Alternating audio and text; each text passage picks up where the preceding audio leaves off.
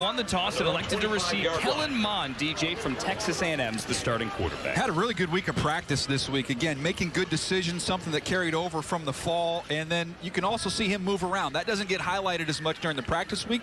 We'll see it here today. Watch out for a couple zone reads mixed in. Jamie Newman from Wake Forest, who transferred to Georgia but then opted out right before the season. He would be the number 2 quarterback up today. Mac Jones, as mentioned, from Alabama, had a good week of practice. He is in uniform today, but it would be an emergency situation only if he gets on the field. But people were impressed certainly with Mac Jones. His leadership and his play got better as each day went forward. That's Larry Roundtree in the backfield, the running back from Missouri. But the first pass of the game goes to Amari Rogers from Clemson. Let's look at some impact players, DJ, on offense. Well, it's a good group here, especially the skill position players. When you look at this squad, you see Josh Palmer there from Tennessee. He can get up over the top down the field with coverage. And Cornell Powell done a really good job of separating this week. Physical at the line of scrimmage, and another one that can go up and play above the rim. Seems like we got Clemson wide receivers every year. These two guys waited their turn. Powell wears 14. Amari Rogers, the son of former Tennessee quarterback T. Martin, is out there wearing number 3. 2nd and 5 after that gain of 5 to Rogers. And now Mond on the move. Pressure hits Amari Rogers. He goes down. This is not college football. He is not down when the knee hits the turf. He can get up. And Keith Taylor is there for the tackle. How about impact on defense? Well, the guys can run on the defensive side of the ball. You're going to see it here up front. Osa Odigizua as a defensive tackle. He's got really long arms from UCLA. He can work on an edge inside. And then Patrick Jones, I want to see what he does in the game today. I was a little bit disappointed what I saw from him during the week. Somebody I really liked on fall tape there at Pitt. Very productive edge rusher. Kind of a quiet week of practice. We'll see if he cranks it up today. Patrick Jones and Rashawn Weaver, 90 and 17. We have 2 Pitt defensive ends here. This is 3rd and 7. Let's see what Kellen Mond can do. Try to keep this drive alive. Opening drive here, the Reese's Senior Bowl. Mond out of the shotgun to throw. And he takes a shot, wants Cornell Powell, and doesn't give his receiver a chance to make a play. Really nice coverage down the field there by Keith Taylor, working against Amari Rogers. We get a flag. We got a little bit of a flag coming out here late, but great position by a huge corner from Washington and Taylor. Our referee today, James Carter, for the first half from the SEC. Illegal contact. Defense. Number 25. 5-yard penalty. Automatic first down. Yeah, they're going to get Benjamin St. Juste, the safety from Minnesota, away from the ball. St. Juste played corner, slide back, getting some safety work today. This has been an issue for these DBs all week long because in college they let so much more go with their hand fighting, and here it's not going to happen. You're going to get called for it, so that's been something we've seen carry over from practice. And really it's one of the things too where you want to see the players take the coaching early in the week, work on their technique, and by the time you get to game day, maybe put some of that bad stuff behind you. No doubt. So they pick up the first down, and we're going to move it up to the 33-yard line.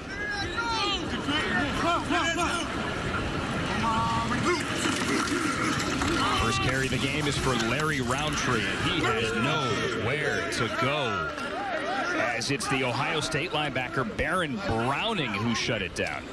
Yeah, Baron Browning's very athletic. He can run all day long. This time, watch him set the edge there, be able to chuck the tight end. And rapid finish as Taylor comes to join the party, the corner from Washington. But there's a good group of Ohio State linebackers. See Tough Borland out there. He's more of a Mike inside linebacker, real physical.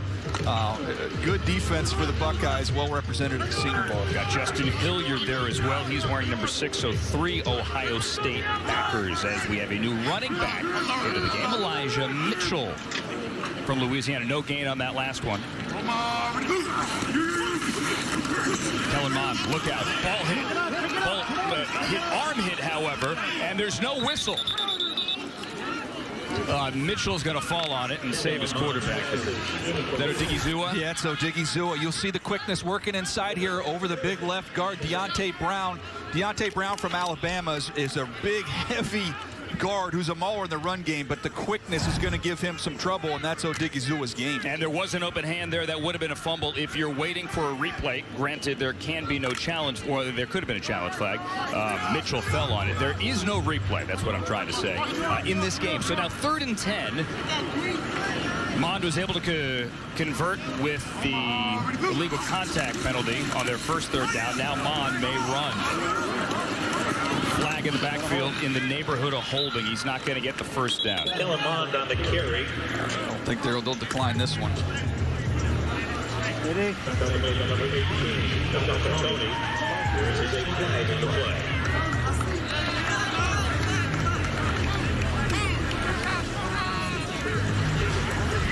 Holding.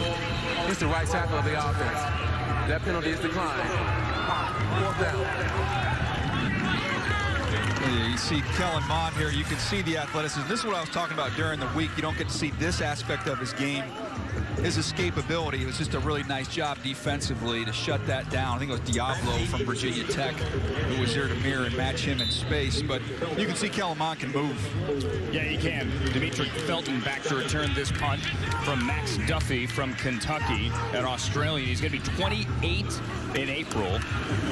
Played in the Australian Football League and then decided to come to the States. Like so many Aussie punters performed, loved Dimitri Felton. He was really explosive offensively.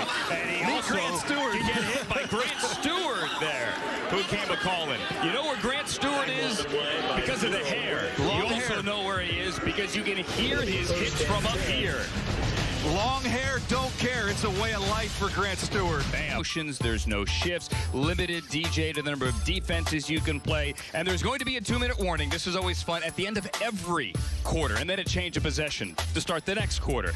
So, and they're going to go for 2 in the second quarter as well, which is fun. I love the rules in the Senior Bowl. When they changed this a couple years back, I think it made it not only more entertaining, but better for evaluation purposes. See these quarterbacks all get an opportunity in the 2-minute drill. What do you think about this quarterback? Texas's Sam Ehlinger getting the start here. Tough and competitive. Feels like he's been at Texas for about 9 years. It was 4 years and 127 total touchdowns, and Texas is going to hand to Oklahoma to start this game as Ramondre Stevenson gets the first carry. Our quarterback rotation after that tackle by LSU's Jabril Cox. Also going to see Ian Book and Felipe Franks. Yeah, Ehlinger and Book again. Book feels like he's been at Notre Dame for that long enough to be their winningest quarterback, which is quite impressive. And Felipe Franks, with the size and the arm strength, has been an intriguing player. Felipe Franks, the former Florida quarterback, transferred, put together a really nice year this season for Arkansas. Gain of 4 in that run for Stevenson, and a play fake now, and a back shoulder throw, and an incompletion, almost a catch for Des Fitzpatrick. Des Fitzpatrick even got a little bit of a push there at the top of the route to try and create some of that separation down the field, but just couldn't quite finish. Syracuse, Itafu Melanfonwu, the corner, brother of Obi Melanfonwu, former Raiders second-round pick there with the Cubs. And one of the bigger corners you'll see it, 6'0", so almost 6'3", 212 pounds.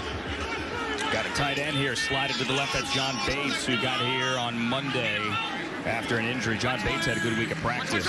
He's number 87, 3rd and 6. Ehlinger to the outside. Does Fitzpatrick have the feet down? They're going to give him the catch. I did not know if he got his feet down there. I mentioned no replay, but we can see it again. Timing route, the ball is out right on the sideline.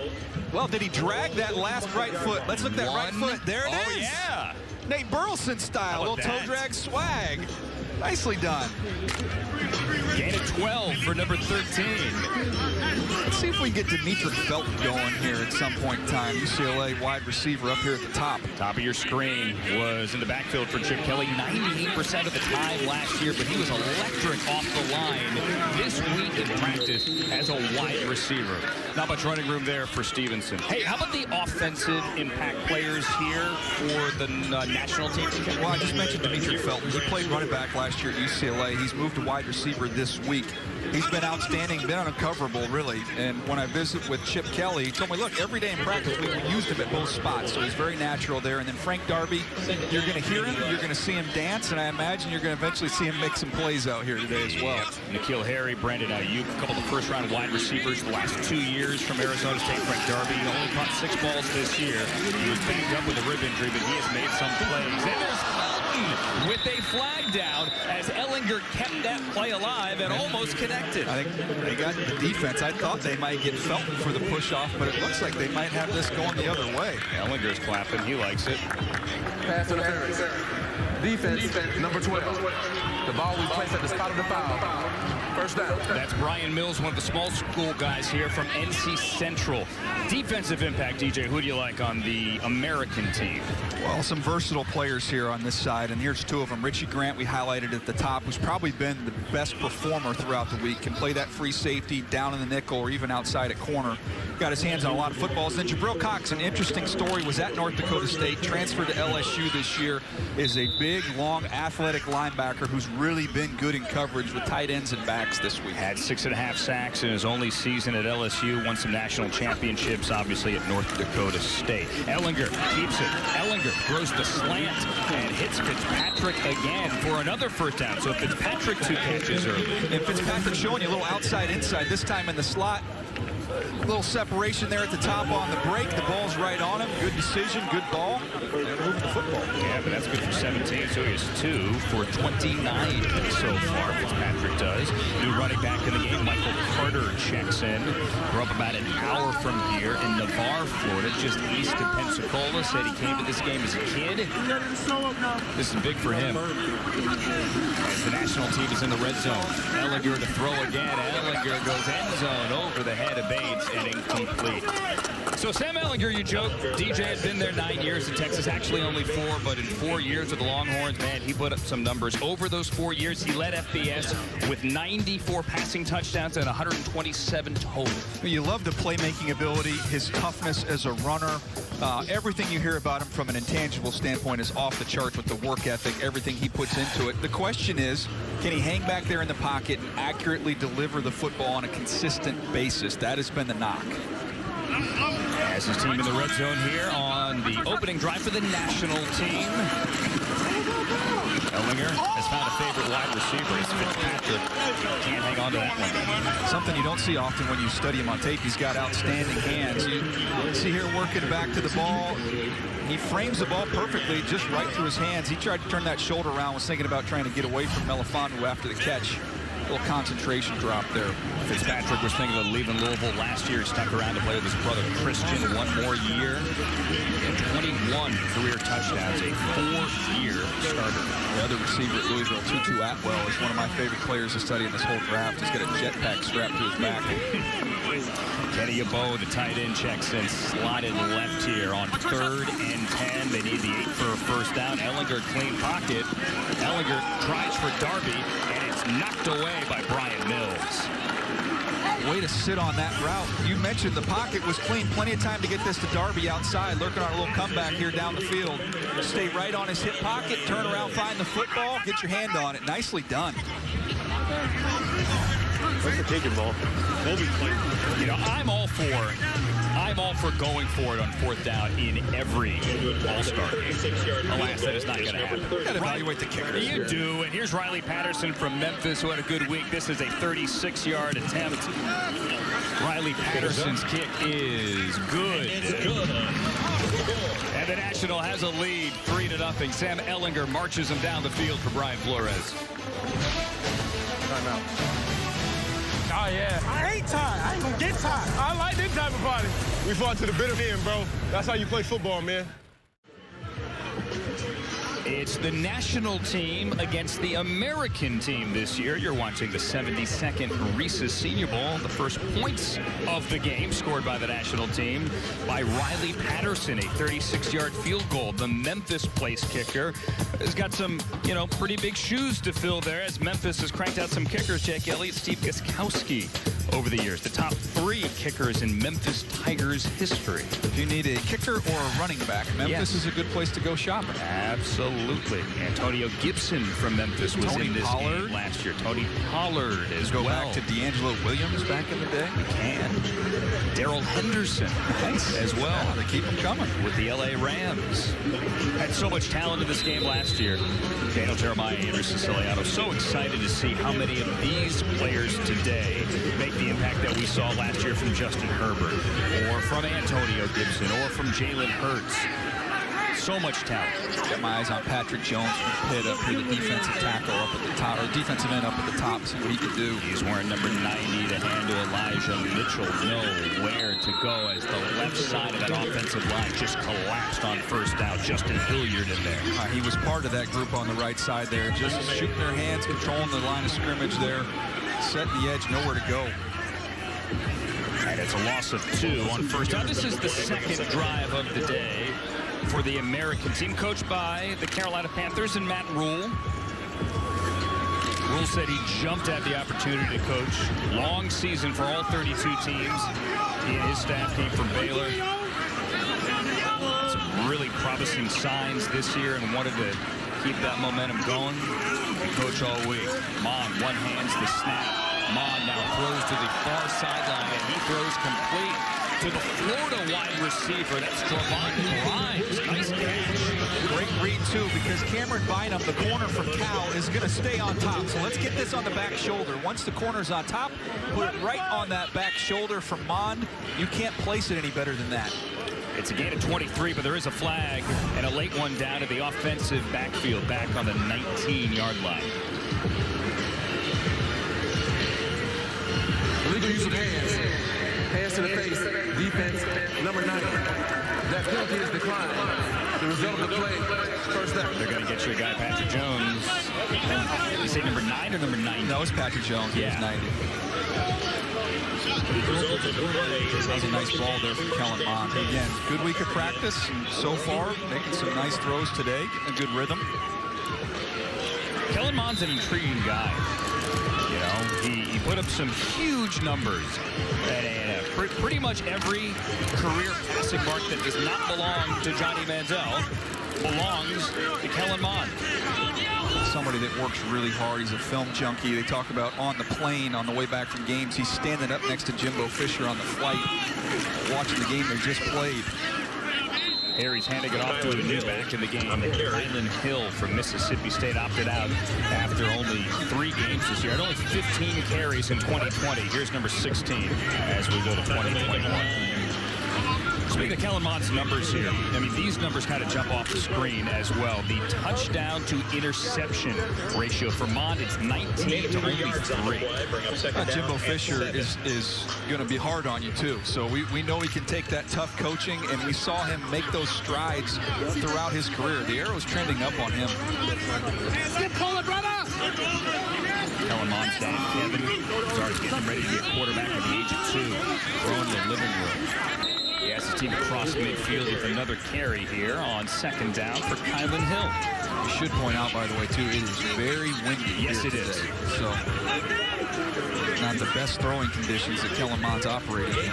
You see the flag there on top of this beautiful stadium. Hancock Whitney Stadium opened in September. We are having papers fly off our desk here with the windows open in the booth as well. I'm running out of paperweights here. See, I got my phone, I got my hand sanitizer, I got some duct tape. I just pulled out some deodorant from my bag. You to hold did. down something you else. have your deodorant here, and you know what? Which begs the question why I have the extra deodorant in my bag, but I'm not going to go there. No, it's fine. It's fine. I mean, I get it. We're standing 6 feet apart, so I don't get it, but I get it. Also have the Reese's up here, too. Make good paperweights, and they're yummy. I don't know if that's the wind, but here, Mond on 3rd and 4 cannot connect with Hill. A little behind us there. Yeah, you're going to see inside here, watch in the middle. Keep an eye on 60, the right guard. He's going to get beat right off the snap. It's tough to tell who that was. That was Texas. That was Texas. Yep. That was Taquan Graham, number 49. A big win right off the snap, beat David Moore from Grambling. And Mond's going to stay in there on 4th and 4. So maybe, just maybe Matt Rule heard what I said. No punting, go for it, 4th down all the time. You've got off coverage down here at the bottom. If you want to take that, it's there for you. All right, 4th and 4, on to throw. He could also maybe run for it, throws back across his body, which is never a wise thing to do. And Quentin Morris, well covered, Bowling Green tight end. Cannot come up with it. Justin Hilliard was right on his back. Super Bowl 55, opening night. NFL Network is there to kick off the week with exclusive interviews from Brady, from Mahomes, and from so many more. It is Super Bowl 55, opening night, Monday, 8 p.m. only on NFL Network. This is the 72nd edition of the Reese Senior Bowl. Daniel Jeremiah, Andrew Siciliano. We are live here in Mobile, Alabama, on the campus of South Alabama. Hancock Whitney Stadium, new running back into the game. Michael Carter breaks free. Carter, 40. Carter, far sideline. Carter finally run out of bounds by DJ Daniel after a huge gain and a first down for the local kid. You're going to see some penetration right at the beginning and just make him miss right there. Looked like Gillespie pulled right through that tackle, then pulled through another tackle, and off you go. Somebody that averaged, what, over 7 yards a carry, I believe 8 yards a carry in the fall for Carter as he launches himself over the signage just to show off a little bit there at the end. A gain of 27, and he stuck the dismount on the roll at the end. He averaged 8 yards a carry this year for North Carolina, which led FBS. So Michael Carter takes it to the 25-yard line. Now they play fake. Ellinger being chased and thrown it away off that same side. Carter's an interesting one. Had a great week of practice. You can see the burst that he has. Really explosive. He's part of probably the best backfield of runners in college football this year because Javonte Williams is one of the top 3 running backs in the entire draft, and he's not far behind him. He doesn't have the size that Williams has, but they played off each other very well. As you can see here, that change of direction and quickness he has. Roughing the passer. Defense, number 22. Half the distance.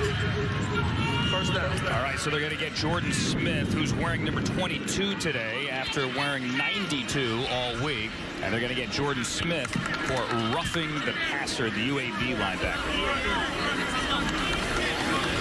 Get a shot down here. You've got some tall trees on the outside. If Nico Collins is still out there, he can go up and get the ball in this red area. We saw that in practice during the week on Thursday. Nico Collins, the Michigan wide receiver, wearing number 4, is going to be at the bottom of your screen. There he is. Brian Mills down there. Dave Johnson in the slot. Ellinger, though, throws to the top of the screen. That's Felton. Demetric Felton into the end zone. He was amazing all week in practice. He has our first touchdown on game day. DJ Daniel, the corner from Georgia, was playing so off. Once Demetric Felton caught the ball, had a chance to get upfield as we watch him celebrate, having some fun here. But you'll see the off coverage. Look, he's 10 yards off, too much cushion. Once he catches it and squares him up, it's over. The stop-start quickness right there. He gets on an edge, and that's it. But Demetric Felton continuing on what we saw during the week of practice. And you saw Felton, when he came out of his break, he turned around and clapped his hands. He knew with that coverage from Daniel, ball's got to come to me. Yeah, you got to tighten up a little bit down in the red zone. You can't give him that much cushion. Demetric Felton says that his favorite player to watch, and he's wearing number 10, and you can see with his versatility, NFL player that was, Tavon Austin. Makes sense. Yeah, I think Naheem Hines is a name you hear mentioned as a common friend too, because you can use him in a variety of ways like that. Here's Patterson's extra point. This is an NFL extra point. Ball spotted on the 15-yard line. A 33-yard kick is up and good. And the National has a 10-0 lead. Again, Ellinger just pulling that ball out, finding the soft cushion. Once you're squared up right there, that's like a game of 10-yard fight you used to play as a kid, right? You have 10 yards you need to navigate. When you've got that much head start, you're not going to stop Felton from getting into the end zone. Well, the thing with him all week, too, was that he was losing every DB off the line. Like if you had a safety on him or a backer who was over, but off the line, nobody could stick with him. And people have asked, how does he compare to Antonio Gibson, who made the opposite move, right? He went from wide receiver to running back. Felton's going from running back to wide receiver. Doesn't quite have that much size that he possesses. But again, you imagine getting him in the backfield on some third downs, flipping him the ball, using him on jet sweeps in the slot.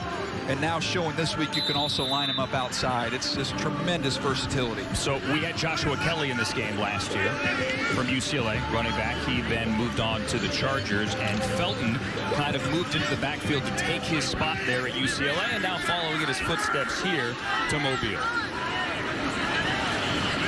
Kellen Mond back at quarterback for his third drive. Larry Roundtree from Missouri in the backfield, and Mond's going to get chased, and he wanted Roundtree initially, but he just gets planted there by Ellerson Smith from Northern Iowa, and a flag.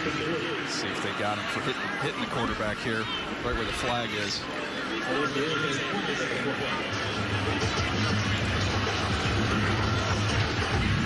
Personal foul. Defense, number 47. Using the body weight to punish the passer. 15. Yeah, I don't know if I've ever heard it described that way, but that is an NFL rule, using body weight to punish the passer. Yeah, he drove him into the ground. I think that's an all-star game penalty as well, where we're going to be at gentlemen's rules here with quarterbacks. We've seen that on Sunday, to be fair. I mean, they want you to kind of roll off the player. They're kind of land to the side, if you can, which is easier said than done, realizing these guys don't play in the matrix. Yeah, they'll take the first down, though. This team needs to get some movement here and get some momentum going.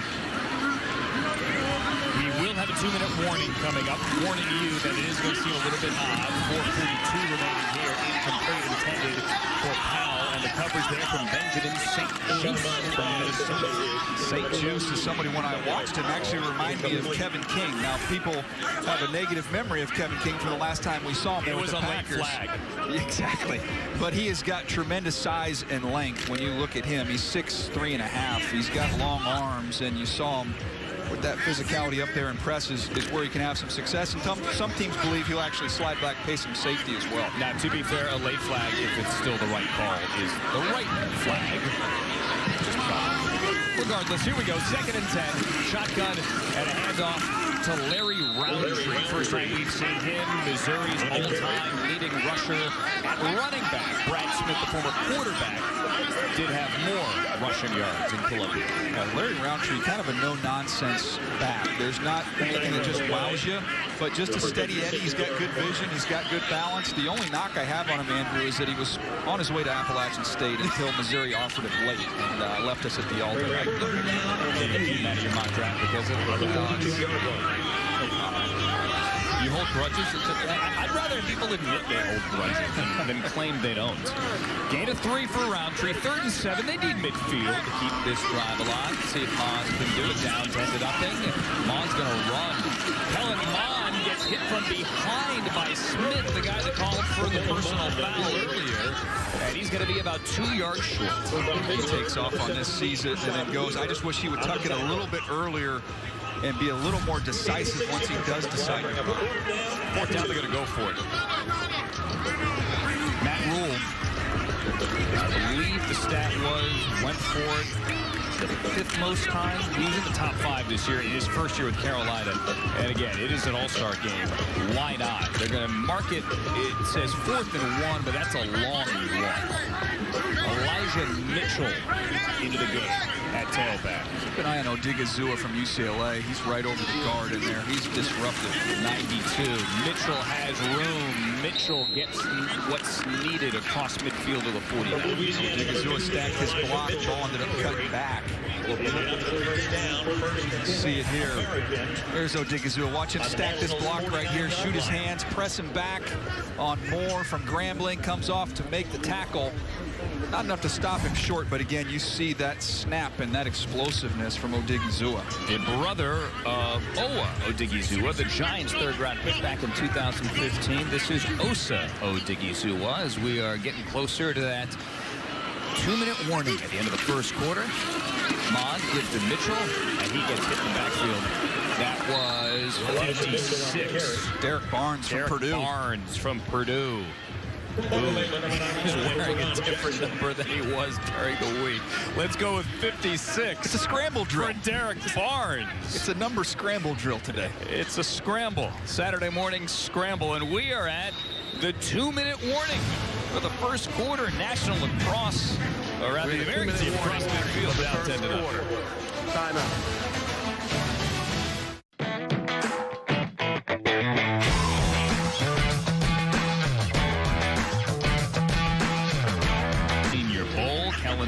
The quarterback, and there is a 2-minute warning. Now, the American team received the ball, got the ball to start the 1st quarter. The national team is going to get the ball to 25 to start the 2nd quarter.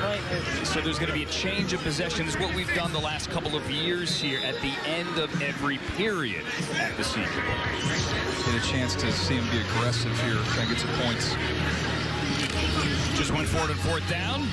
Converted this one, unable to on the last drive. And now they have it on the 45-yard line. It's 2nd down.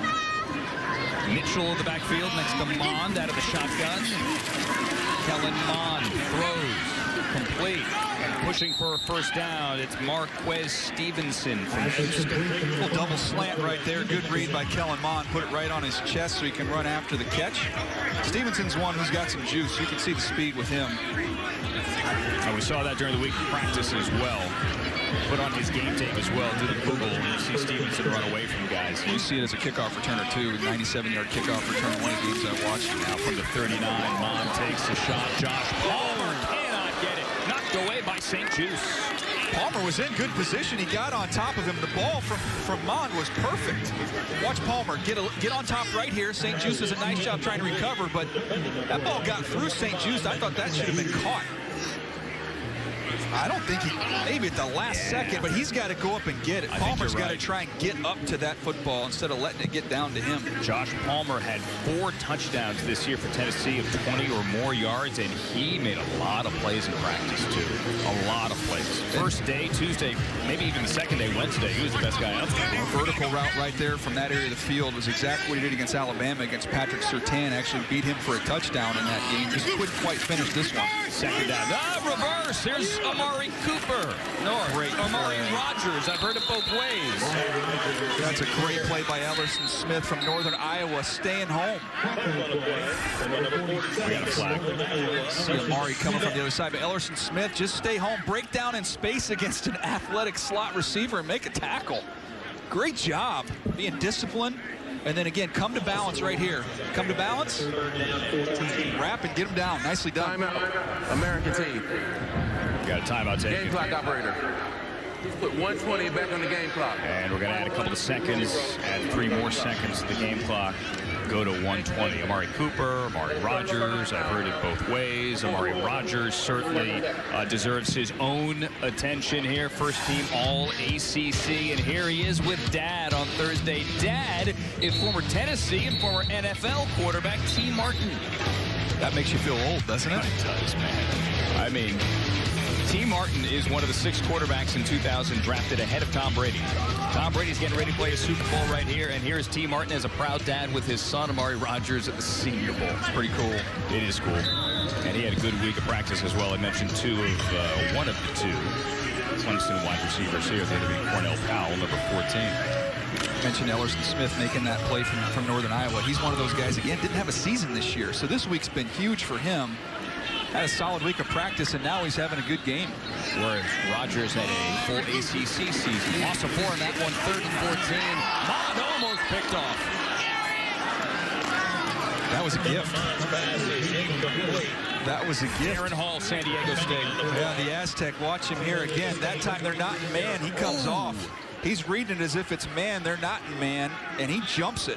And that one, ooh, that is, those are DB hands right there. If he doesn't get it, Oregon's Thomas Graham, the corner, sitting there, number 4, might have gotten it. In the punt for the Americans, number 93, Max Duffy. Max Duffy back to punt now with Demetric Felton back to return. They ran that double slant earlier, and he got a different coverage. That time he just didn't see it. So the minute 17 left in the quarter. Choose to punt it away. And Duffy's going to Look at that. Specialist showing up today. How about that? From Max Duffy, 28 in April. So Amari Rogers and his dad, T. Martin, have something in common. When I was about to play in the national championship that we won, you know, he was reminding me, you know, he had one up on me. So, you know, I had a little extra motivation, you know, get that natty. You know, I was trying to get one more on him this year, but, you know, it didn't work out. But, you know, he was still, you know, in my ear about it, him winning national championship. So he's trying to motivate me to get one as well. Get that natty. Pretty cool. The 99 national championship for Tennessee. Ellinger down. Throws low. Jabril Cox comes up with that football. They're celebrating the end zone. That ball hit the ground, though. Yeah, I did not think he caught that. See it go here as it pops up, but it pops off the ground. Yeah, clearly. Yeah. I give Jabril Cox credit. He sold it. Yeah, he sold it. Yeah. You saw his length there. You saw with his reach to be able to get out there and get it. Jabril Cox has got almost 33-inch arms. He's almost 6'3", 233 pounds. He's a unique athlete. Can actually function, some of those big nickel coverages that you see over the slot. Let's explain the situation here. Sam Ehlinger is backed up on his own 10-yard line, and Ehlinger gets out of his sack and checks it down to Khalil Herbert. Get out of bounds. Khalil Herbert. Let's see what they can do. Keep the clock moving. The national team is going to get the ball to start the second quarter, so they can actually double up here if they can move quickly. James Hudson got beat right off the snap there. It looked like Jordan Smith from UAB was able to get some pressure on Ehlinger. Keep an eye on that clock again, trying to double up. Granted, a long field here. Got a lot of work to do to double up here. Yes, they do. But why not take a shot? This drive's going to die. They're going to let it go. The clock winding it all the way down. Play clock's at 20. No, that's the game clock. Play clock's at 8. Yeah, this is dwindling away quickly. So much for doubling up. Thought it was a good idea. Saw it a little bit last year. Just give it to Khalil Herbert. He's got nowhere to go. How about Britt? KJ Britt from Auburn. Downhill. Quick read, Phil. See it, drive on it. Nicely done inside. Nicely done. We end a 10-0 first quarter with a heck of a defensive play by KJ Britt. This one's fun. The 72nd Reese Senior Bowl. More quarters of college football to go this year. This is the 72nd Reese's Senior Bowl on a sunshiny day here in Mobile, Alabama, the campus of South Alabama. Brand new stadium opened up here in September. The Jaguars played their season here to roughly 25% capacity, which is what we have here today. Roughly 6,000 fans in the stands. There's Matt Rule coaching the American team after 1 year with the Panthers, a 5-11 season, picking 8th this year, and Brian Flores coaching the Dolphins team here as well. There's Jamie Newman, who we might see a little bit later, and Amari Rogers as well.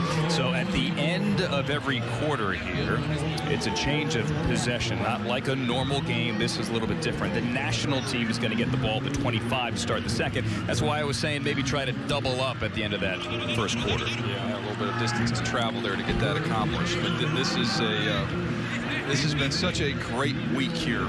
When you look at the opportunity to get this game in as an evaluation tool, especially for, look at the Dolphins and the Panthers. What an advantage to spend all week with these kids when you're not going to have a combine, when pro days you're going to be limited on who you can send there. To spend a whole week with these guys, see how they learn your system, man, huge advantage. Let's see what we get from Felipe Franks now. Got a quarterback change. Sam Ehlinger played the first quarter. Now we have the Arkansas QB in. 17 touchdowns, 4 INTs. Really played well in 8 games in his 1 year as a grad transfer in Arkansas. Obviously, the Florida quarterback before that, ankle injury. Kyle Trask took over, and Felipe Franks played well this year for Arkansas. He's got a hand to his tailback. Khalil Herbert from Virginia Tech to open up this drive. Patty Fisher from Northwestern to tackle. TJ, what do you think of Franks? Franks made a big leap. You know, played better this year at Arkansas than I had seen him play in his time there in Florida before he was beat out by Kyle Trask there. But decision-making, he's always had the size and the arm strength. That's never been an issue. Pure pocket passer, but just some of the decision-making had been an issue, and he cleaned that up this year protecting the football. You know, Bucky Brooks said on Thursday's practice show he would like to see Franks maybe use a little bit more of that athleticism. Certainly, you know, he's not a 4-3 guy playing quarterback, but you have the body. You know, don't be afraid to use what you have here as Herbert gets maybe a yard over the right side. Riley Cole from South Alabama playing at home there for the tackle. Yeah, Riley Cole came screaming in from the backside there, showing a little effort, juice to close that down, make a play in his own stadium, because you hear a little bit of a roaring crowd here. Riley Cole from Oneonta, Alabama, was going to play for the Crimson Tide. Eventually ended up here at South Alabama, playing at home, which is pretty cool. Not just in the Mobile area, but actually in his home stadium. Gated 2 there for Herbert. Flag on the play, line of scrimmage. Now Franks uses his legs, and he ducks under Grant Stewart at the 33. It's kind of ugly from the jump there.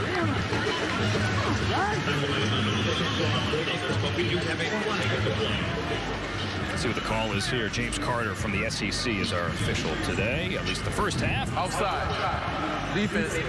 Number 96, lined up in the neutral zone. 5-yard penalty. Remains third down. Dumb penalty. So it's going to be 3rd and around 3. They need 35 for a first down. Opening possession here in the second quarter. An opening possession for Felipe Franks.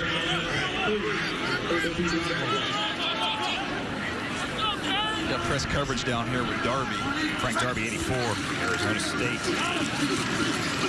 Franks instead dumps it off across the middle to Fitzpatrick, and he has room to run. And he has a first down out of the 45-yard line. Talk about a guy who had a really good week of practice, not able to play today. It's Alabama quarterback Mac Jones joining us live on the sideline during the game. Mac, how was your week and how was your ankle? Yeah, it was good. I mean, I'm just blessed to be out here with these guys and watch them play and play with a different group of guys. You know, we got guys from different schools, and it was a lot of fun this week, but you know, my ankle's still stinging a little bit, and I didn't want to take any big risks. But, you know, I definitely want to be out there. It's hard for me to sit here and even be doing this. I'd rather be watching the game, but yeah. Hey, Mac, you had obviously an incredible season for you and for your team. It feels like it just ended a week ago, as long as the season went. What went into the decision to play in this game? I know that was a difficult one. It was a quick turnaround. I think we played like maybe 15 to 18 days ago or whatever. And you know, I just wanted to come out here and get a chance to work with some guys and learn from the great coaching staff. And Coach Rule, Coach Ryan, even Matt Lombardi, like just being in that quarterback room, I've learned so much about NFL quarterback play. And that's really the biggest reason why I wanted to come down, was just to get the mic, relay the call, and then play from there. Real quick, we'll let you get back to the game. Mac, what do you think you showed them? What do you think you showed the NFL this week? I think I just showed I'm a great leader, and I love being in the huddle with those guys, making jokes and running the plays to the best of our ability. So I like the huddle because you can verbalize everything, and that's what I showed. Oh, yeah? You got jokes? Tell us a joke. I don't have a good joke right now. See you guys. Thanks, Mac. Mac Jones, the Alabama quarterback. Go back to watching the game. Some of what we saw during the week. What do you think of him, DJ? Well, the same thing you see when you watch him on tape, which is somebody that makes very good decisions. He's decisive. The ball goes where it's supposed to go accurately and with touch. I thought some of the athleticism was improved. I was impressed by some of the movement stuff, because when you watch Alabama, he's rarely under duress. To see him move, so I was impressed with that. The question is going to be just pure top shelf arm strength. You know, that's a little bit of the knock. Franks has an arm, and on third down, he throws low. Kenny Yeboah, does he have it? Nope, a little bit too low. Would have had a first down if he could bring it in. Plus 45, it'll be fourth down. Good read, good decision. Grant Stewart, the linebacker, was late to get over there. You had a nice window, just didn't put it on him. And here comes the punt team with James Smith from Cincinnati back to punt. Another Aussie, played 4 years in the AFL for the Wangaratta Rovers. A big Wangaratta guy. Yeah. A lot of guys on your AFL fantasy team. I know. Maury Rogers from Clemson back to return. Wind caught that one. Yeah, it certainly did. And it's going to go. Nice catch. Morrissey.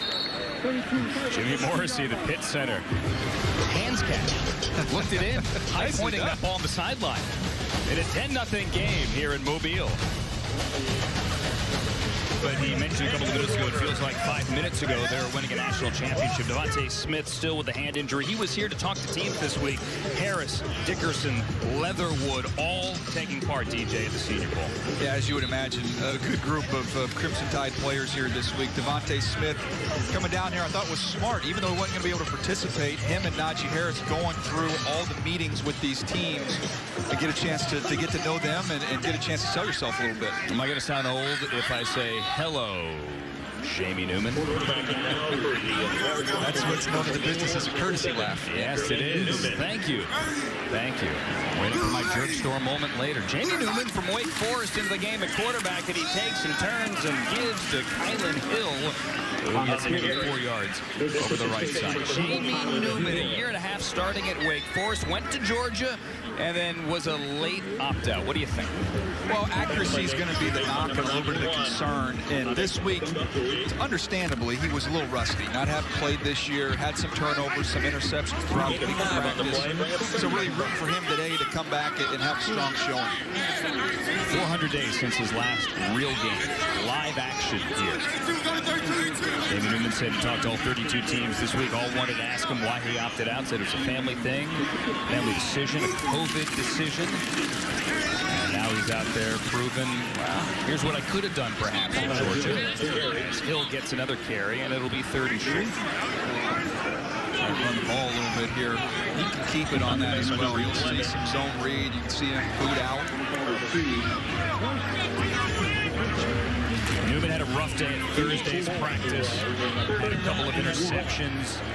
But I do give him credit because he was trying to throw the ball down the field. He wasn't taking his checkdowns. He wanted to come out here and show that he could play. Just probably had to be a little bit smarter with some of those throws down. And as the coaches are kind of saying, once you make one of those mistakes, sometimes you try and get it all back on the next one, and it kind of snowballed on him.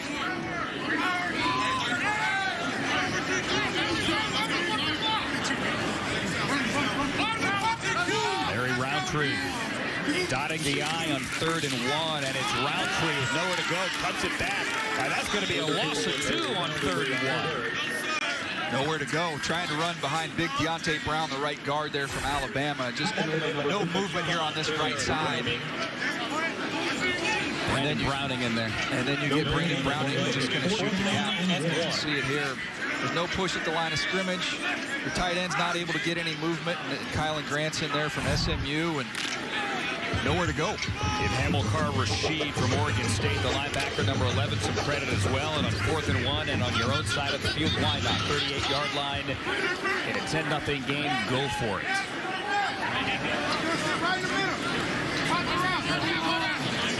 Newman out of the shotgun. Bad snap. He falls on it. He falls forward. He gets close, but it's not going to be enough. I think he's short. I think he's short, too. It's a heck of a play to try and get near the first down marker. It's a bad snap. It was from Drake Jackson from Kentucky. Newman was immediately hit by 17 Rashad Weaver from Pitt. He fell forward, got it closer than probably the snap should have allowed. And it's a turnover on downs. That's disappointing. You lose an opportunity there. You want to see if you can make a play there on 4th down and let him throw the football, but you don't have a shot when that happens. You do not. And now Felipe Franks is going to have a shot in plus territory. Going to start this drive on the 38. Second possession for Franks. Demetric Felton, who has the game's only touchdown, is on the top of your screen. The UCLA wide receiver. Michael Carter is in the backfield. There's a Michigan helmet there as well. That is Ben Mason, 42, the fullback.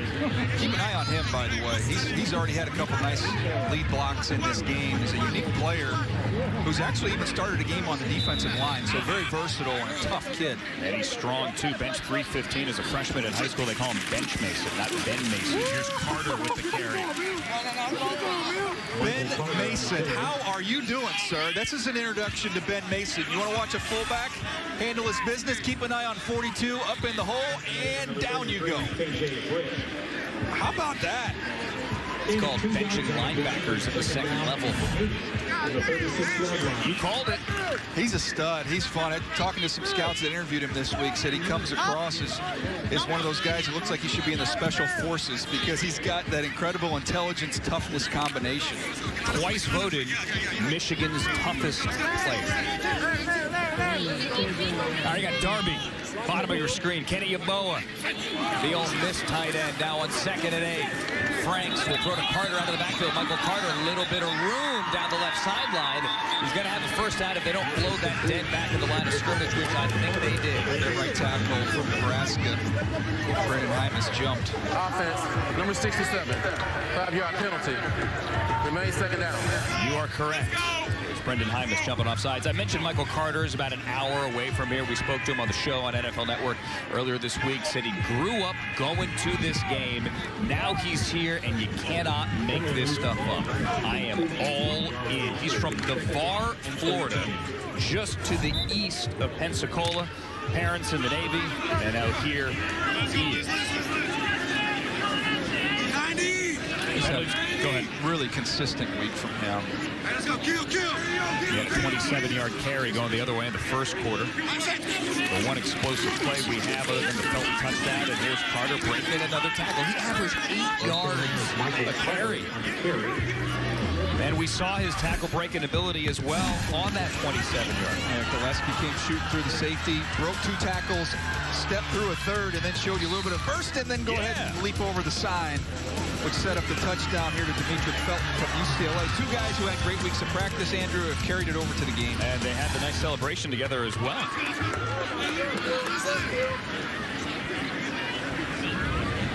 It's been a quiet game thus far from my guy Richie Grant from UCF, safety. He's had a great week. Here's 3rd and 8. Pulled the string. Decide what to do.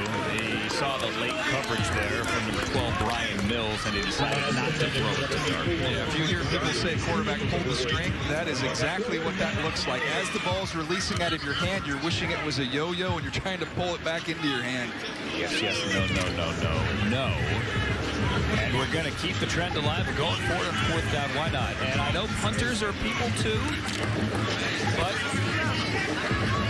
it's an all-star game. It's the last game of the year on the college football calendar. Go for it. Darby, Felton, bottom of the screen. Johnson, Yeboah, top of the screen. Carter in the backfield. Franks wants Darby, who comes back for it and makes the catch inside the 15 for a 1st down. Nicely done. Darby's on the outside, Felton's on the inside. They're both just pressing up vertically. He's got to decide which one he wants. Darby's on top. He should have thrown that over the top. It's probably a touchdown. It's a heck of a play by Darby to adjust to come back and get it. Again, you see the flags blowing in the wind here. It is a little windy. A nice job by Darby of making the adjustment on Mills. I was going to say, did he want to throw it deep and that ball just died? I think that's what happened. He was in a trail position. He had it. It's a gain of 22. It's a 1st down on 4th down. And Rondre Stevenson, 29 from Oklahoma, checks into the game. Fake to him, ball knocked up into the air, and it is incomplete. Hung in the air for what seemed like an hour. Marlon Tuipulotu from USC thought he was going to get a belated Christmas present here as he's turning around and chasing the ball. He's over the nose here.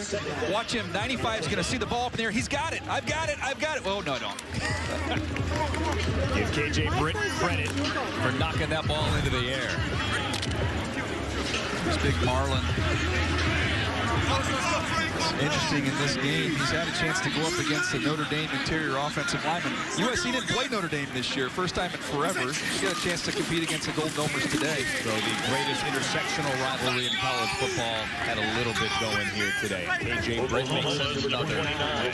KJ Britt is shooting gaps and showing you his instincts and his explosiveness to get on the other side of the line of scrimmage and make some plays. It's just a matter of time, by the way, before Richie Grant is going to do something here on defense. He's just been around the ball all week long. Number 27 in the back end here from Central Florida. It just feels like you can feel it at some point in time. He's going to make his presence known in this game. I mentioned that Newman threw 2 picks on Thursday. Richie Grant got them both times. So the time to make a play would be now on 3rd and 9. They can get a 1st down on the 5. Franks brought down. That's Janarius Robinson from Florida State. Janarius Robinson almost has 36-inch arms, which is just rare length. Big old 11-inch hands. Using that length to reach out and make a play. Janarius Robinson, 26 tackles, 7 TFLs, and 5 quarterback hits last year, led FSU. This is going to be a 33-yard field goal try. And Riley Anderson is perfect. Hits it again. They make it 13-0.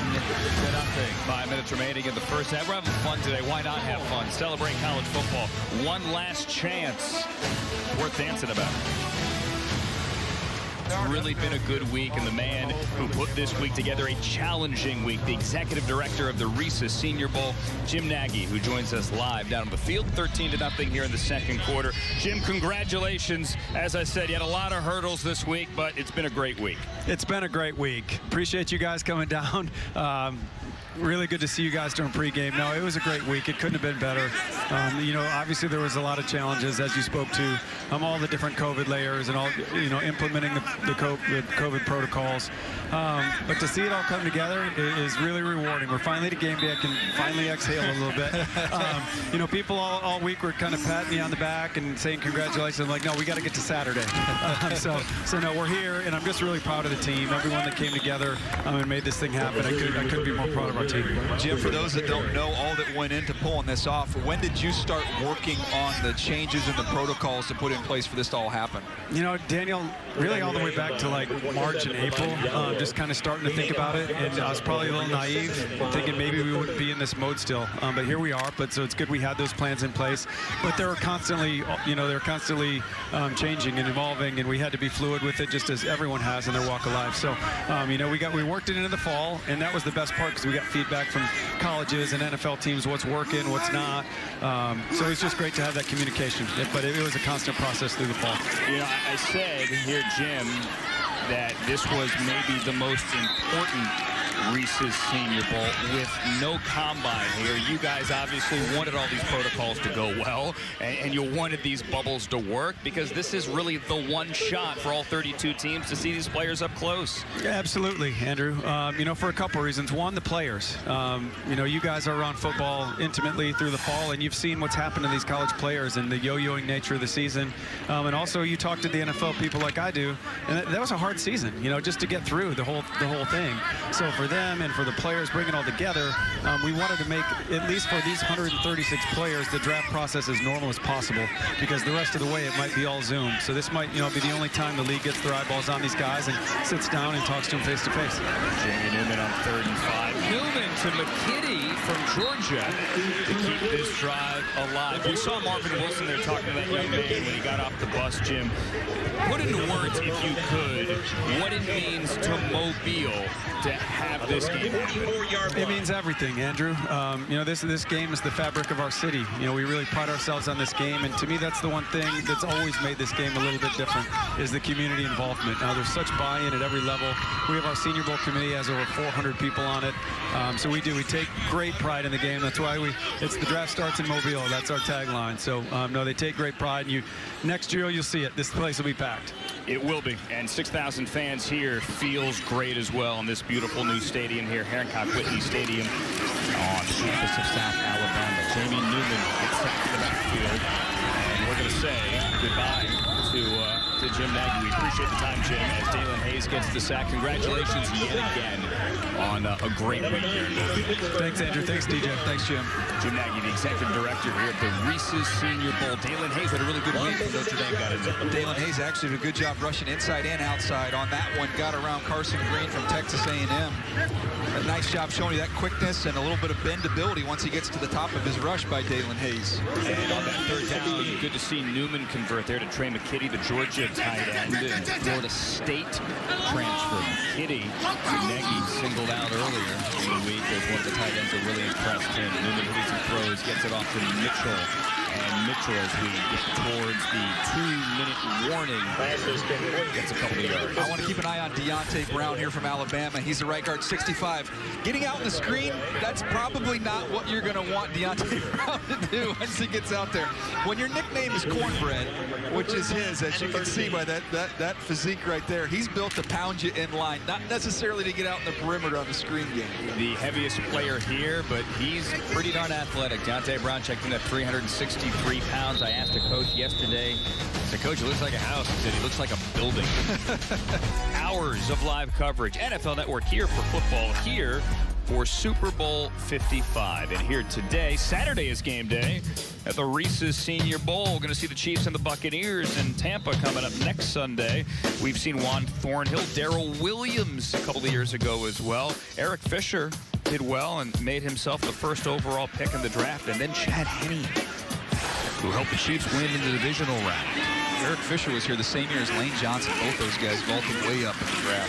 33rd team. Look out, Jamie Newman. There he is, Patrick Jones. Welcome to the party. Second team All-American Patrick Jones, 22 career sacks, give him 23. Patrick Jones here coming inside, a little up and under off the right side to get home and finish with the sack. I mentioned it was a quiet week for him in one-on-ones and in team, and was hoping he would show up today, and that's the Patrick Jones I saw on tape that got me so fired up, put him in my top 50. Are you happy now? I feel better. Patrick, let's get one more here before we got another half of football. You can okay. We got another half. 31-plus minutes of college football remaining. Max Duffy back to return, or rather to punt. Dimitri Felton back to return. Touchdown earlier. Felton tracking back to his right. He's going to let it bounce on the 22. High into the air and out of bounds. Stewart was the first one there, of course. Brooks, Terrell Davis, halftime highlights, second half, players to watch. TA at the half. Coming up, we have 1:05 remaining here in the second quarter, and a chance for the national team. Felipe Franks at quarterback to double up as the national team's going to get the ball to start the third quarter. Carter in the backfield. Franks will throw to his tight end, Boise State's John Bates. Had a big week of practice. Bunch of action on Thursday. Riley Cole from South Alabama makes a tackle at home. Same throw that Felipe Franks missed a little bit earlier. Same route, just check up, little curl there, put it right on. And that's going to get it to 35. It's a gain of 13 on first down. Clock winding. 2 timeouts remaining for each side. Ball snapped at 37. The check down to Carter hits the ground and stops the clock at 32. Let's keep an eye on Chauncey Golston here inside. Big number 90 from Iowa. He's going to get a nice little push here. Watch 67, the right guard, get walked right back into the quarterback. Chauncey Golston at almost 6'5", 268 pounds. Another one with huge hands, 11-inch hands, just marching him right back to the quarterback. And it forces the incompletion. 32 seconds left. Brendan Hymas from Nebraska. We walk back. Kay Johnson the ball here at some point in time. 83. Instead, it's to 87. Also a blue helmet, but a different guy. And a flag down. Back to the quarterback at the 30. I got Spencer Brown. Northern Iowa's Spencer Brown, 76. See if you're right. Holding. Offense, number 67. 10-yard penalty. We play second down. They're going to get Hymas, who did not allow a sack in 2020. A Nebraska record 40 starts on the O-line. All right, so you got 2 timeouts. You got 26 seconds. You're kind of stalled in your own end. The wind is blowing a little bit. Maybe hard to take a deep shot, but you're going to get the ball back to start the third quarter, and you have a 13-0 lead. You know, the Brian Flores coach national side plays this. Check down to Michael Carter. Carter's hit by Cole. Going to be about 2 yards shy of the first down. Looking at Flores on the far sideline. He's not going to use those timeouts. He's going to let it go. And we're under 10 here on 3rd and 12. I don't think you're getting this one off. I don't think you're getting it off. You're not. Somebody wants a hot dog.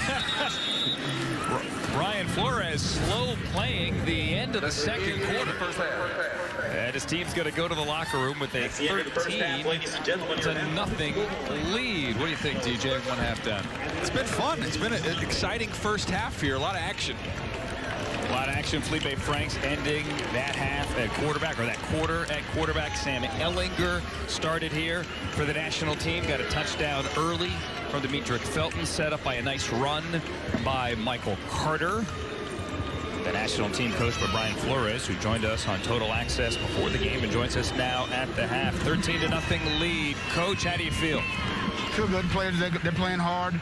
A lot of energy out here. And look, just trying to play some good football. Getting the ball back to start the third quarter. Do you think it may be pushing a little bit there at the end of the second? You know, we thought about it, but, you know, the holding penalty there kind of sucked the life out of that drive, so we just figured we'd take it in. Totally get it, and start new in the third quarter. Thanks, Coach. Good luck in the second half. Brian Flores, coach of the Dolphins and coach of the national team here with a 13-0 lead. Coming up next, going back to L.A., Brett Lewis, Bucky back in Mobile at Hancock Whitney Stadium. That is my socially distant partner, Daniel Jeremiah. I'm Andrew Siciliano, often accused of being emotionally distant. DJ, what do you think of the first half? It was fun. I thought we saw some guys that really played well during the week continue that on. Guys like Demetric Felton and Michael Carter. And then seeing somebody like Patrick Jones, who maybe didn't have the best week of practice, the defensive end from Pitt, show up today, get a sack, and play really well.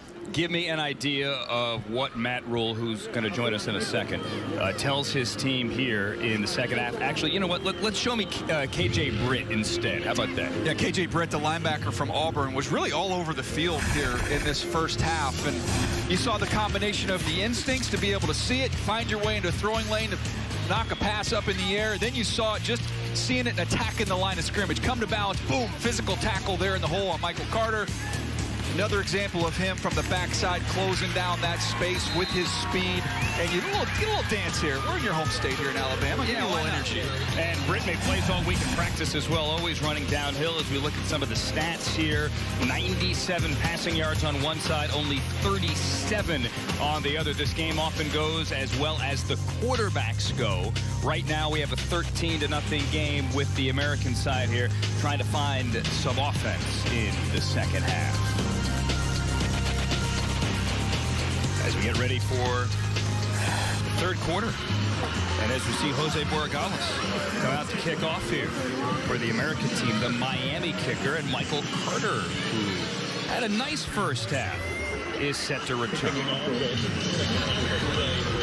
Haven't seen Borregales yet, as it's been Riley Patterson, the national kicker, getting all the work. But Borregales was the Lou Groza Award winner, given to the nation's best place kicker in 2020. He's an FIU transfer after 4 years. Wanted to go to Miami out of high school, but Michael Badgley was there. His brother, Andres, is next in line at kicker at Miami next season. Let's see the wind picking up. The money badger there, Michael Badgley, Chargers kicker. Yeah, we do have some wind, which we talked about in the first half, and now it looks like some clouds rolling in as well. The rain stayed away most of the week, save for some rain at the end of practice on Tuesday. Carter's going to let it go over his head, and we're going to have this one start on the 25-yard line. National on top of the American, 13-0. Daniel Jeremiah, Andrew Siciliano, Michael Carter had himself a pretty good first half. Let's see if he stays in the game. Nope, he's going to go to the sideline. And we have a new quarterback. It's our first look at Ian Book, the winningest, and that bears repeating a lot here, the winningest quarterback in Notre Dame history, 30-5. And just a playmaker. You saw it this year. He had 9 rushing touchdowns to go with what he did as a thrower. He can extend plays. He can buy time. And like Ellinger, who we talked about earlier, the toughness with Ian Book is off the charts. Enjoyed our conversation with him during the week. Ian Book, not only a winner, but a winner at home. You didn't lose a home game in South Bend, 15-0. That is, if you are somebody that likes quarterback stats in terms of winnings and such. Jabril Cox there on the tackle. Yeah, you've won a lot of football games. What was the comparison Dabo Swinney gave? Dabo Swinney called him Joe Montana. We asked him this week, are you okay with that? And he kind of shrugged his shoulders like, it's Joe Montana. Of course I'm okay with it. Yeah, I'd be okay with that, too, if you want to compare me there to Joe Montana. Are you going to go with that, too, for your comp? No, that's probably a little bit rich for me, but I see the way he plays the game. He reminds me a lot of a guy like Colt McCoy, who's been in the NFL for a long time. Yep, Colt McCoy actually started games this year for the New York Giants. Ian Book on the keeper. He could also make some plays with his legs. Jabril Cox in there again. He's been busy today. Yeah, a little penetration there, a little pressure. He can get away. That's one thing he's been able to do, is to extend and create some plays there. 17 career rushing touchdowns for Ian Book. Gets a gain of 3 to set up a 3rd and 7 here. A minute in to the third quarter at the Reese Senior Bowl. Khalil Herbert is the tailback there, as Book has nowhere to throw. Trying to make something happen there. Chased out of bounds, and it'll be 4th down. Good effort by Sample there to chase him down. You're going to see from Tulane. Just nothing happening there. Roche got pressure up on the high side. Now watch Sample, big number 5 here from Tulane, going to chase him all the way to the sideline. Good rush by Roche, working on the big tackle there from Cincinnati. James Hudson was able to get him on the high side. The Michigan transfer, both Roche and Cam Sample made a lot of plays this week in practice. They show up on game day. That guy is trying to block the punt. Stewart almost got a piece forgot of to that. tell him that. And Cooper lets it bounce, and it's going to bounce on the 42-yard line. Let's get to Matt Rule, whose team is down 13-0, what he said at the half. All right, let's go. Let's go. Hey, I said what I had to say. Now, at this level, players win the games. Players win games. So who's going to be the guy that gets us going in the right direction? Like, who's going to be the guy that knocks the ball out? Who's going to be the guy that sacks the quarterback, makes the big play? We didn't come here, guys, just to, just go through the motions. We came here to make plays. So go out there, do your job, play hard, make plays. Go out there, do your job, play hard, make plays. Let's have some fun. Let's outplay them. He got some defensive plays on that last one, forcing a punt and a 3-and-out from Cox and from Sample, among others. And now Kellen Mond takes over to start the third quarter here for the American team. He's hit as he throws. Wants Palmer, wants a flag, doesn't get either. And Palmer was a little double move there on the outside, trying to get the home run ball. Right, first play, double move on, that looks like Taylor. Taylor did a great job. Don't take that cheese. Stay right with him.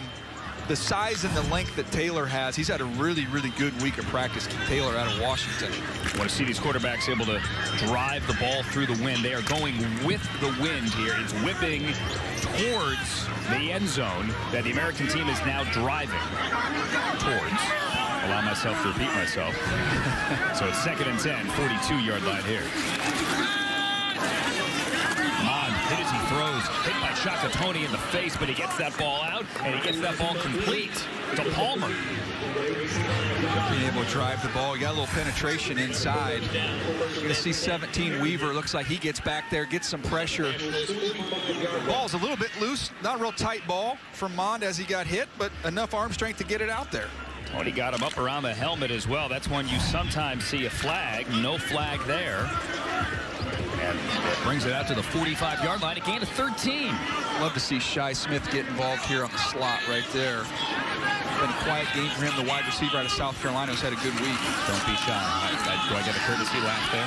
Kylan Hill, I get a courtesy laugh there. All right, let's talk about the Carolina Panthers. Daniel Jeremiah were picking this year in the first round. They did not take an offensive player a year ago.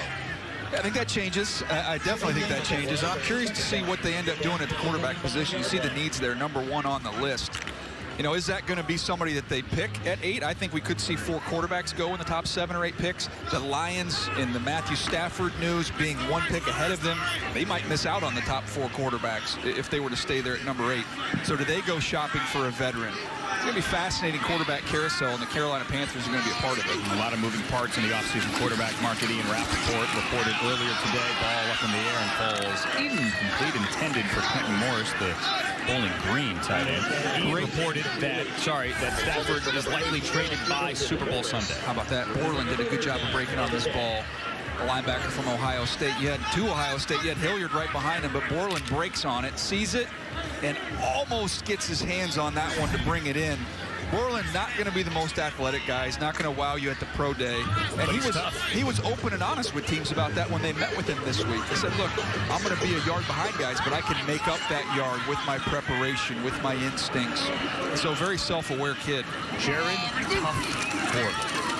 3rd and 10. Mond, pressure by Tony.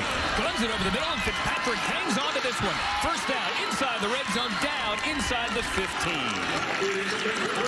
That's my guy, Shi Smith here, getting involved. We want to see him get involved here in the slot. That quickness has shown up during the week. And then again, after the catch, showing you some of that quickness and juice, the burst once he puts his foot in the ground. I was hoping they would get him cranked up and get him going, because I gave him a 3rd-round grade. I thought he's got a chance to be a big-time playmaker at the next level. Just hadn't got him involved until that one right there. Give him some more. Shi Smith. The other 13 is Fitzpatrick. My bad.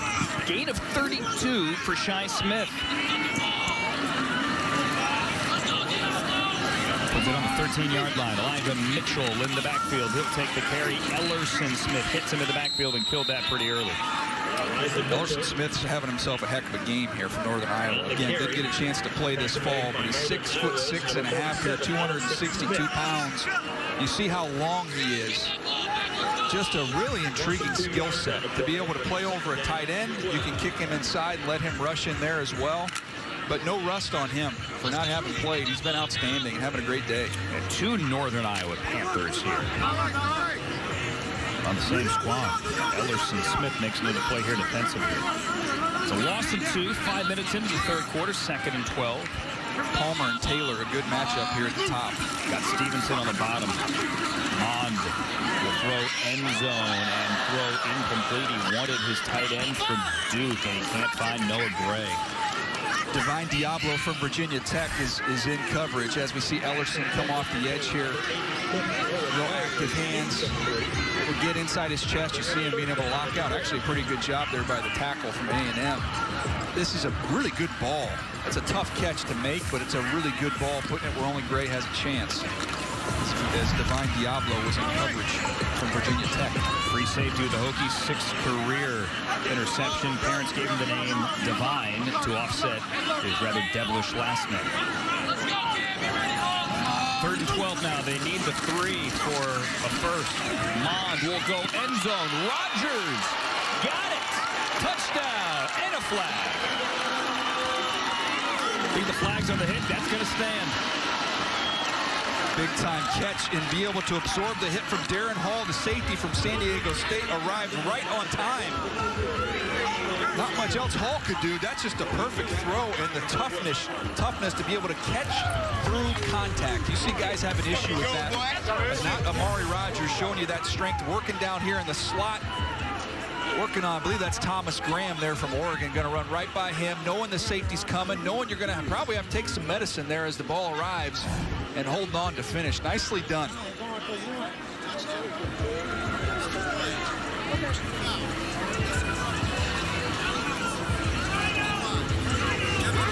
So Brian Banks is our second half referee. We knew in advance we would change referees at the half. James Carter worked in the first half. He's an SEC ref. Brian Banks is a Big Ten ref, called the personal foul, and they wave it off as a touchdown. I think James Carter might have forgotten to give Brian Banks his microphone. And the personal foul is going to bring him closer, and why not go for 2? So 13-6, try to make it 13-8. Roundtree from Missouri in the backfield. Mon, run it in. Run it. There you go. Mon into the end zone for 2. Matt Rule said something that made a difference at the half as Mond hits Rogers, Dave, before the game. Joining us now, Brent Cotton down to the field, the VP of Industry Affairs for the Hershey Company that has sponsored this game. Hi, Brent. Since 2014, this year has been a lot different, but this event continues to shine through. What makes it so special here? Hey guys, we're playing football on Saturday here in South Alabama, so it's a great day. But it has been a little bit different this year than in the past, but it's been still a great event, and the Hershey Company and Reese's is certainly proud to be the title sponsor this year. I just want to say a special thanks to the city of Mobile. It's just they've done a great job in planning and everything that they've done, Jim and his staff, and we're certainly glad to be a part of it. And it's been a reimagined event. Jim Nagy, the executive director, as well. Tell us a little bit about how you guys redid things here during the pandemic. No, yesterday was a great example of that. Our community service day we had just here outside the stadium, and we're really careful about how we were able to give food to the community. But so yesterday we were able to give over 200 families meals, and we donated 15,000 pounds of food yesterday. The players really got involved, so that was a great event. In addition to that, our company gave $10,000 donation to the Feeding the Gulf Coast, which will buy an additional 50,000 meals. So it's great to give back anytime we can when we're here at an event. It's something we certainly try to do as a company. And Brent, I know it's important to you, it's important to Hershey's as well because of the lasting impact, not only here in Mobile, but everywhere. Tell us about that. No, it's great. It's, our country's certainly in need right now, and when you're able to give back, that's something that we want to do. And then to see these players out here having fun and working on their craft and working on their resume, it makes me think back when I was coming out of college and certainly not going to the NFL, but was able to go to the Hershey Company, and I hope these guys have the great career like I've had with this company. It is a great launching pad, certainly to the next level. Brent Cotton, the VP of Industry Affairs for the Hershey Company. Thanks for your time, and please tell Cuppy we said hi. Oh, right? And you guys should have some product up in the booth, so I hope you're enjoying it. So have a great day. We got it. I'm going to have to check an extra bag, Brent, on the way home. All right. Thanks, guys. Thank you, sir. Brent Cotton, VP of the Hershey Company. Including the Reese's Outrageous. I'm in. Ian Book is in now at quarterback here as well, and he's facing a 3rd and 8. Had a holding penalty early in that possession while we were talking to Brent down there on the field. Khalil Herbert in the backfield, some Notre Dame blocking ahead of him that breaks down. It's Cam Sample making a play again, and Janarius Robinson as well. Yeah, Janarius Robinson, they ran a little game. It looked like Janarius Robinson on the edge coming back inside. Well, him and Sample able to get home here. They run a game back inside, and they both got home. I don't know what the rules stated on their ability to run stunts up front, but I think we said it's not illegal. If you're not cheating, you're not trying. I don't know that it's cheating. I think it's just creative rushing.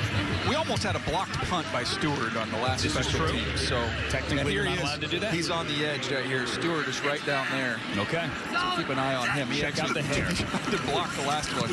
James Smith set to boot it away. Amari Rogers backpedals, fields at the 30. He had a touchdown the last time he touched the ball. Face mask. He gets a face mask as well. Yikes.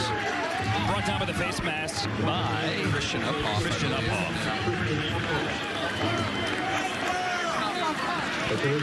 Well, Andrew, we talk about being versatile and having some value there. Here's the more you can do crew. These are guys on the defensive side of the ball you can use in different areas. Cam Sample. Now the mic works. Came in strong. Came in hot. Well, there we go. Cam Sample and Carlos Basham. They can rush from the outside. They can also kick inside, as we've seen Cam Sample do today. Hamza Nazaruddin from Florida State is somebody that can play as a down safety, as a force player, can cover some in the slot, can do a lot of different things with him. Some teams think he might be a will linebacker. Richie Grant, high safety in the nickel, can play outside at corner, and Jabril Cox can be that big nickel as well as an outside linebacker who's got great cover skills. A talented player there from LSU, transferred from North Dakota State. Yeah, Cox has made a couple of plays today. He's a versatile guy in high school, played some quarterback, played some wide receiver. Got to North Dakota State, tackled everything, left as a grad transfer, and then obviously they didn't have a season this year either, and went to LSU. It's impressive. Well, I would still try and get Shi Smith, keep him going here. He's your best weapon right now on the field. Slotted to the right, had the 32-yard reception to set up the last score. Mond on the run, tries for Shi Smith, throws it low, and he caught it. Nice sliding catch at the 20. Now they say incomplete, but we got one official saying incomplete. Matt Rule's out on the field. Matt Rule is losing his mind on the sideline as this low ball. I thought he caught it initially. I think he caught it. Man, that's a catch. I think it hits the ground, but he clearly maintained possession. That ball really didn't move. There we go. There we go. That's a catch. And they're going to give it to him. So with no replay, and with David Tepper as owner. All right, completed catch. So Matt Rule, with owner of the Carolina Panthers, David Tepper, wearing a fantastic hat behind him on the sideline, goes out there and lobbies for the catch, and I think he got the call right. Look, good job. We talk about players, not plays, right? Know who your best player is on the field right there with Shi Smith. Find the matchup in the middle of the field, and a nice throw by Kellen Mond here in some windy conditions. Mond threw the touchdown to Rogers on the last possession. On the previous play, he almost had the tight end, Noah Gray. That was a catchable ball. Could have been a touchdown there. Mond to throw, going end zone again. Oh, complete. And a flag in the end zone. Taylor with the coverage on Powell. What are they going to call? They're calling this offensive because Taylor was in perfect position. I don't know if you can play this any better. Big corner from Washington. Watch him find the ball. Lean, fade, find the ball. Maybe OPI him in the helmet. Offense, number 14. 10-yard penalty for the previous spot. It remains first down. That's a no call. There's really no interference either way, but that's just another phenomenal job by Keith Taylor Jr. He's having a really big-time game. It's hard to find corners that size that can move like that, so fluid, and to be able to find, locate, and play the ball is a bonus. Keith Taylor did not have an interception in his Washington career, but he played well this week.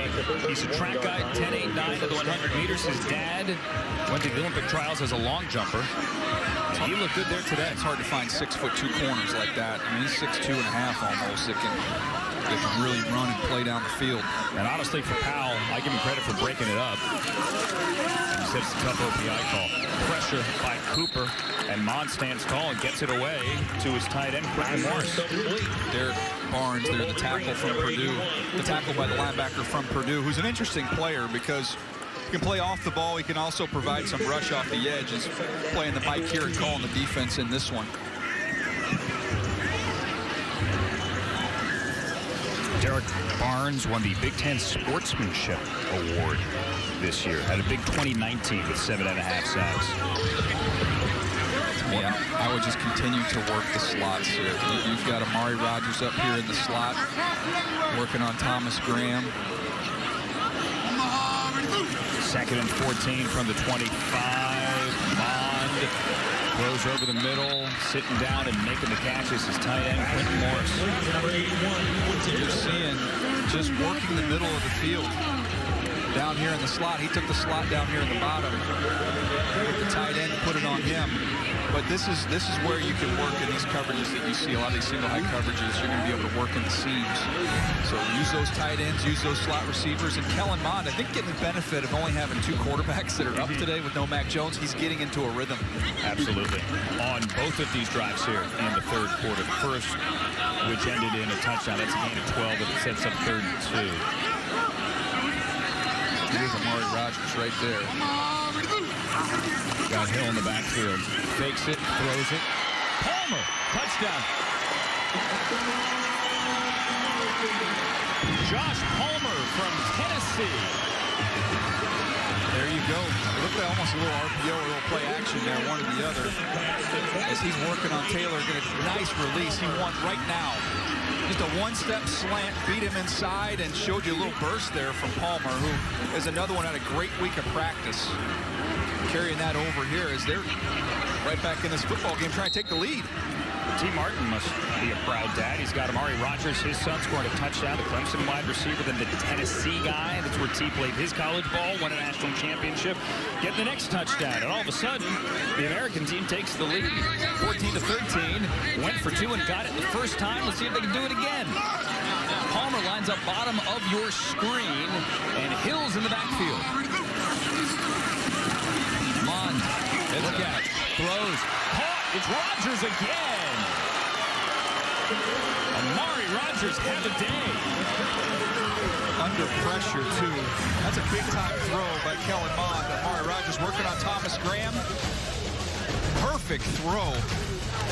Look at that ball from Kellen Mond, making himself a little money today. You said you wanted to see what Kellen Mond can do. I think he answered that call. 5 home runs later as Mobile, Mourns, Henry Aaron, and Fitzpatrick catches that for a first down. 44s on the back of every helmet this week. We welcome you back to the Reese Senior Bowl. 16-13 to score. The American team with 2 third-quarter touchdowns to take the lead. There's that 44 on the back of Frank Darby's helmet. Hank Aaron was 1 of 1. Yes. That's a good way to say it. Never going to be another one like him. As much class and grace. All the talent was unbelievable, but the class and grace. It'll always be, in my eyes, 755. That's just me. Yeah. And Ramondre Stevenson on the carry. Henry Aaron was just fantastic. I'm not getting choked up here. That was last Friday, but DJ, I woke up last Friday morning, I looked at my phone, and it was just like, no gain on the play. He was the epitome of class, grace, and you want to talk about an American hero. Henry Aaron saw what we should all look up to. Absolutely. The one, it was pretty cool to go down memory lane. I mean, it was before my time, but to hear the Vince Scully calls, some of those. Ian Book now under pressure, avoids the Robinson sack, and now flushed out the other way. He makes something out of absolutely nothing and almost gets a first down. There is a flag, however. Can we ease up on the penalties, by the way, and let these guys play a little bit?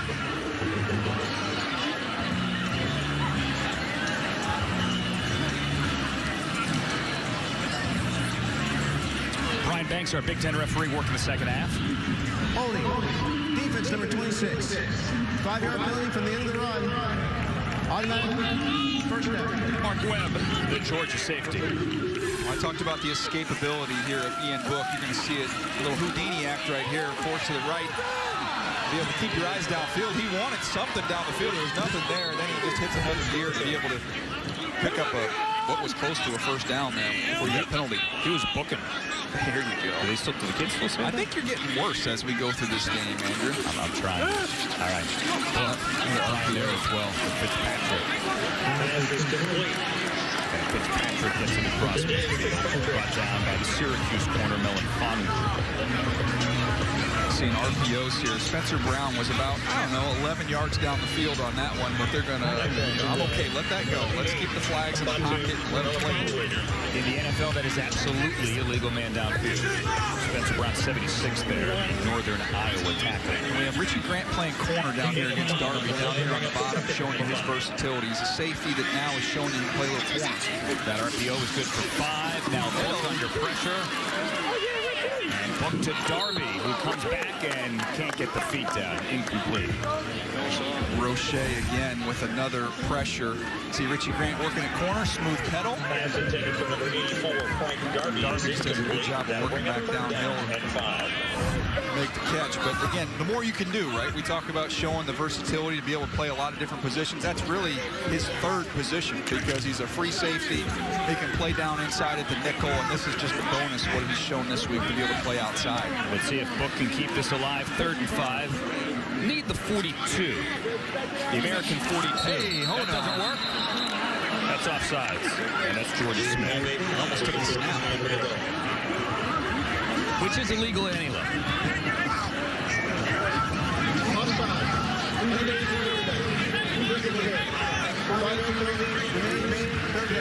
So they get 5 yards, and it'll bring up 3rd and short.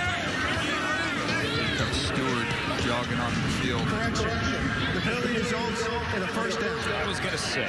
So give them the first down and put them on the 42. That was 3rd and 5, and that 5 is good enough to keep this drive alive at 2:34 remaining in the 3rd quarter. The National with the football. The American is going to get the ball. The American team, the other team, the team wearing white, to start the 4th quarter.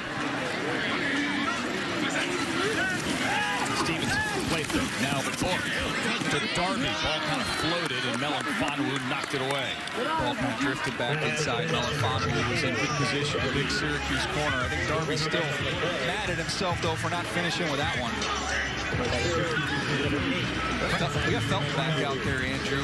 He's been a little bit quiet. They need to get him the ball. Felton had a touchdown early in the 1st quarter. Go back to that well. You compared him to Antonio Gibson, not as just big for the as versatility. Gibson, but the versatility. Yeah, he's not as big. He's a smaller guy. He's going to be a primary wide receiver who can dabble as a running back, not the other way around. Which is what Gibson was last year. We really weren't sure what he was when he came here from Memphis. Here's Darby. Wow, can't hang on to that one. That's back-to-back that Darby would like to have back, and got a little tussle going on here with Spencer Brown after the play, but this one is right on the money, literally splitting the 8 and 4. He picked his head up a little bit, looking for some contact, looking to try and run out for the catch. And you can see the frustration from a guy who's really been the energizing bunny this week at practice. A guy who had a really good week at practice as well, but a guy who only played 4 games this year for ASU, only 6 receptions in those 4 games. He had a rib injury. He was productive in 2019 when healthy, but having trouble here today on game day. 2:21 jumped again, and we got more movement. Those guys have been going at it. Yeah, he's going to get hooked. Huge result in the crash. On the defense, number 99. 5-yard penalty remains 3rd down. William Bradley King from Baylor. Yeah, William Bradley King was getting into it after the last play against Spencer Brown. They're mixing it up a little bit, and I think he was a little too anxious for the rematch. And that'll cut the necessary yardage for a new first down and half. So 3rd and 5. Keep an eye on Roche from Miami down here at the bottom as a rusher. He's right there. We're in 55. In Book to Stevenson. Ramondre Stevenson hit about 2 yards shy. Riley Cole was the first to make contact, and then he got some help, and it's going to be 4th down. They're running out of time here. Coming down toward the 2-minute warning. And there it is. In a 16-13 game, the National now trailing 16 in the 3rd quarter for Matt Rhule's team.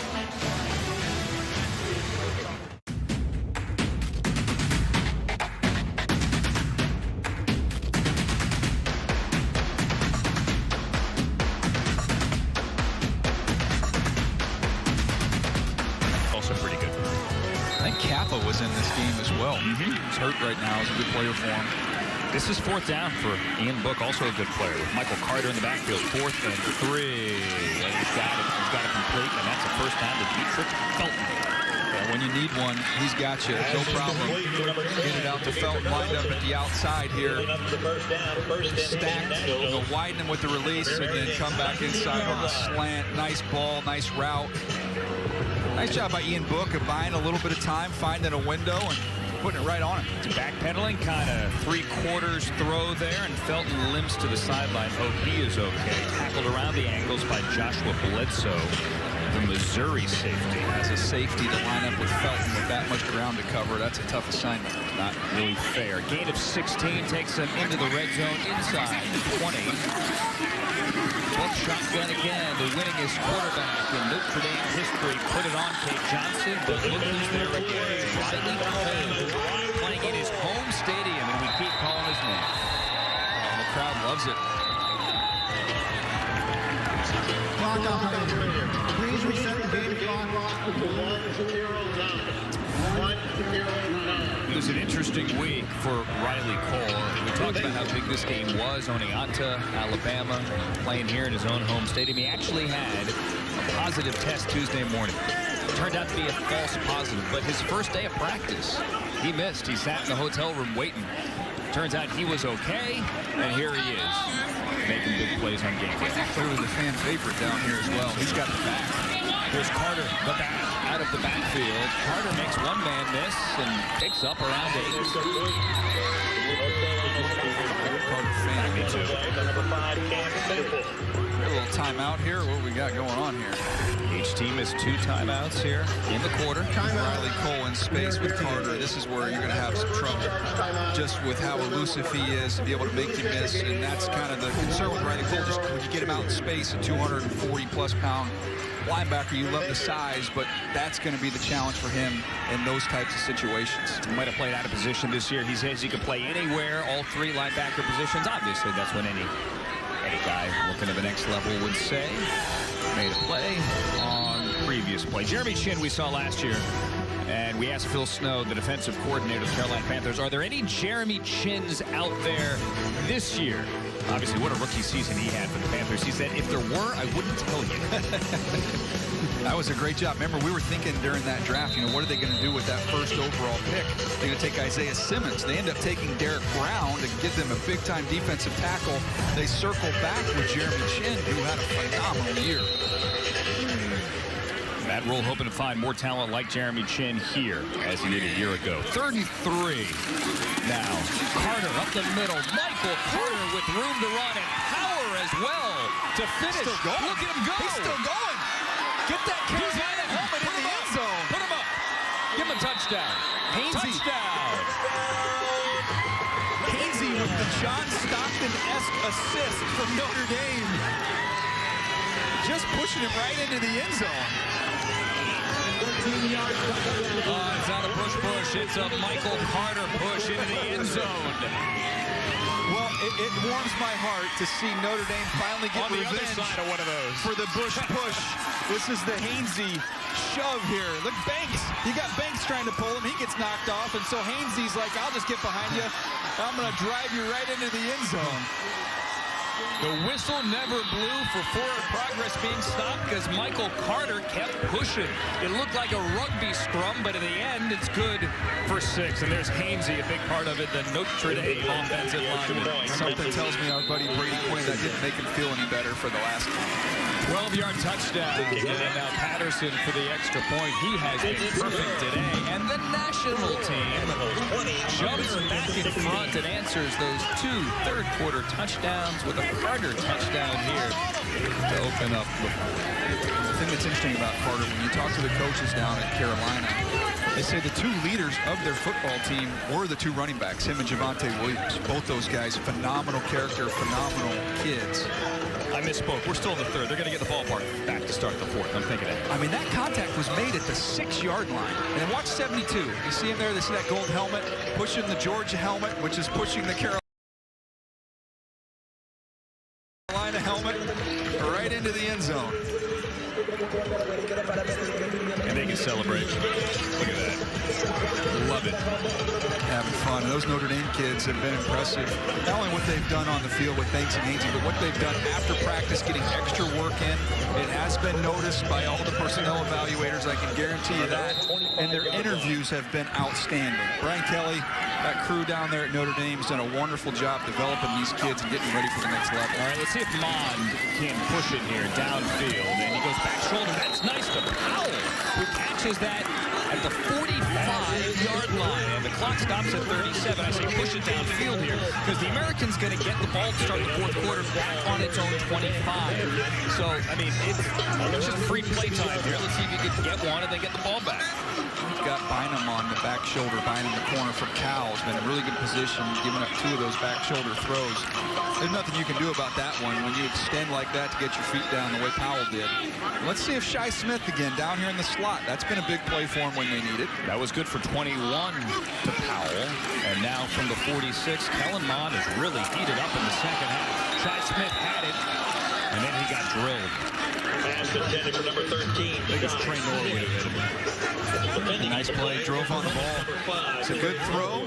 Shi Smith elevates to go get it. He's got it, and you just helmet right on the football. Nothing you can do. Nice play by Norwood. Shoulder, too. That's just good all the way around. That's a good throw. It's a good leaping effort to make the catch, and just a better play by the safety to put his helmet right on the football. And a reasonably safe play by the safety as well, turning his body. Didn't go helmet to helmet. Led with the shoulder. Kept it on the ball. So 32 seconds to go and 1 timeout for the American team nearing midfield. Mond. Miscommunication there with Grimes. That almost took off, too. Really no one there. He just kind of checked up. I think he thought he was going to carry that to the out, and he just stopped. So not on the same page. Bring up 3rd down and 10.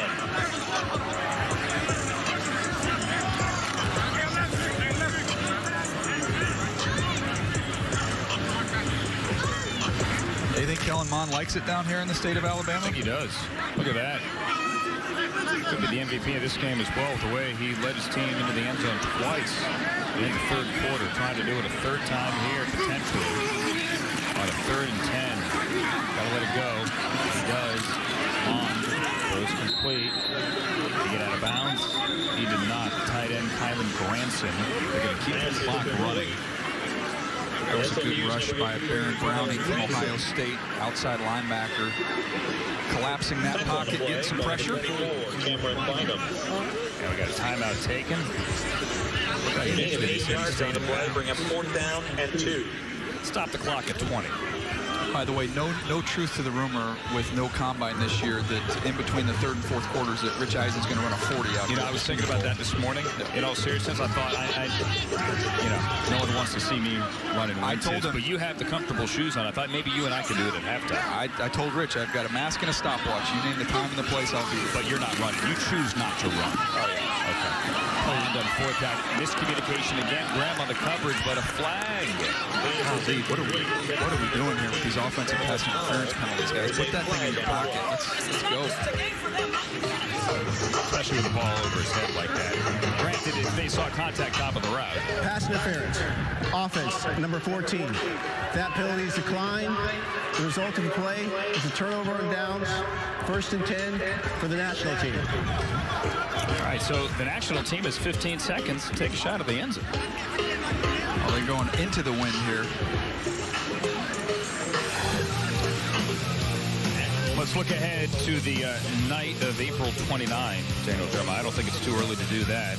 This is what's going to make this fun. Jacksonville quarterback team, Jets quarterback team, Falcons quarterback team, Lions quarterback team, Panthers quarterback team. That's when the draft gets fun. When do trades happen? When does movement occur? When people want to move for quarterbacks. So when you have 4 teams picking in the top 10 that could address that position, it's going to be fun. It's going to be a lot of fun. And your mock draft 1.0, we should point out 1.0, a lot can change. You have Trevor Lawrence at 1, Zach Wilson at 2. And you have the Dolphins taking a wide receiver at 3. Will it be a wide receiver that came here early in the week? Stay tuned for the 4th quarter for that. Good tease there. That Cox getting his hand on the football. He is so long, so athletic. He's somebody, you know, was at North Dakota State, was a great player there. He's a graduate transfer to LSU. And you talk to the guys down at LSU, they said it was like he's been here for 5 years. He was only here for 6 months, but he immediately fit in, became kind of a leader on their defense. They did not have the year they wanted to have at LSU, particularly on the defensive side of the ball, but he was a bright spot with what he did and the way he played. 10 seconds to go. Ian Book to Kenny Yeboah. And he gets wrestled down to the 48-yard line. Pass is complete. And we're going to get a timeout with 3. Timeout of the national team. That is their first charge timeout of the third quarter. Please reset the game clock to 5 seconds. 0-5. All right, so into the wind. Thank you. You're welcome. Can we get it 48 yards into the end zone? I'm going to say yes, but it might require a crow hop. A crow hop and a little bit of a runway for Ian Book. Not that Ian Book doesn't have a 48-yard It's just arm, really windy. It's really windy. True story. When I was transferring, I took a visit to Abilene Christian. I love the school. I love the coaches. I love the campus. I went outside and said, Coach, I've got to say, I don't have a strong enough arm to cut through this Texas wind you've got out here. It's not going to work. So you just said thanks for playing? Yeah, it was good. I appreciate the visit, but that's my arm's not strong enough for this wind. Right now, the wind is out of the southeast at 16 miles an hour. The reason they have to take a shot at the end zone is the Americans got to get the ball. The other team in white, to start the fourth quarter. So Ian Book, let it go. Let's see if it gets there. It's not bad. What a Darby. Nope. Instead, it's going to get picked off by Sean Davis. Turns out the ball could get there. The receiver couldn't. This is true. Hey, I give Ian Book credit. He's not like an NBA guy who doesn't want to take the shot at the end of the quarter because it's going to, you know, ruin his shooting percentage. He took the shot at the end zone, even if it's for a pick.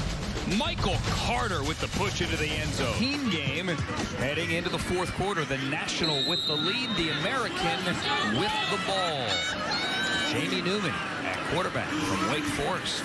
See if he can deliver. Play fake. Jamie Newman's got nowhere to go. Cooper from Ohio State there to rip him down. Cooper's been active today. He plays hard. And they say that's not a 0, that's a block O. Yes, it is a block O. On the back of the jersey there from Ohio State. Somebody's got some power, he's got some snap, and plays just really hard. Cooper was awarded that block O before the 2019 season to honor the late, great, the Hall of Famer Bill Willis. Wears it with Buckeye pride here today. 6'2" and change here, 200, what is he, almost 6'3", 254 pounds. Coming off the edge, 34 miles. Brown games this year. Buckeye teammate Brandon Brown jumped through.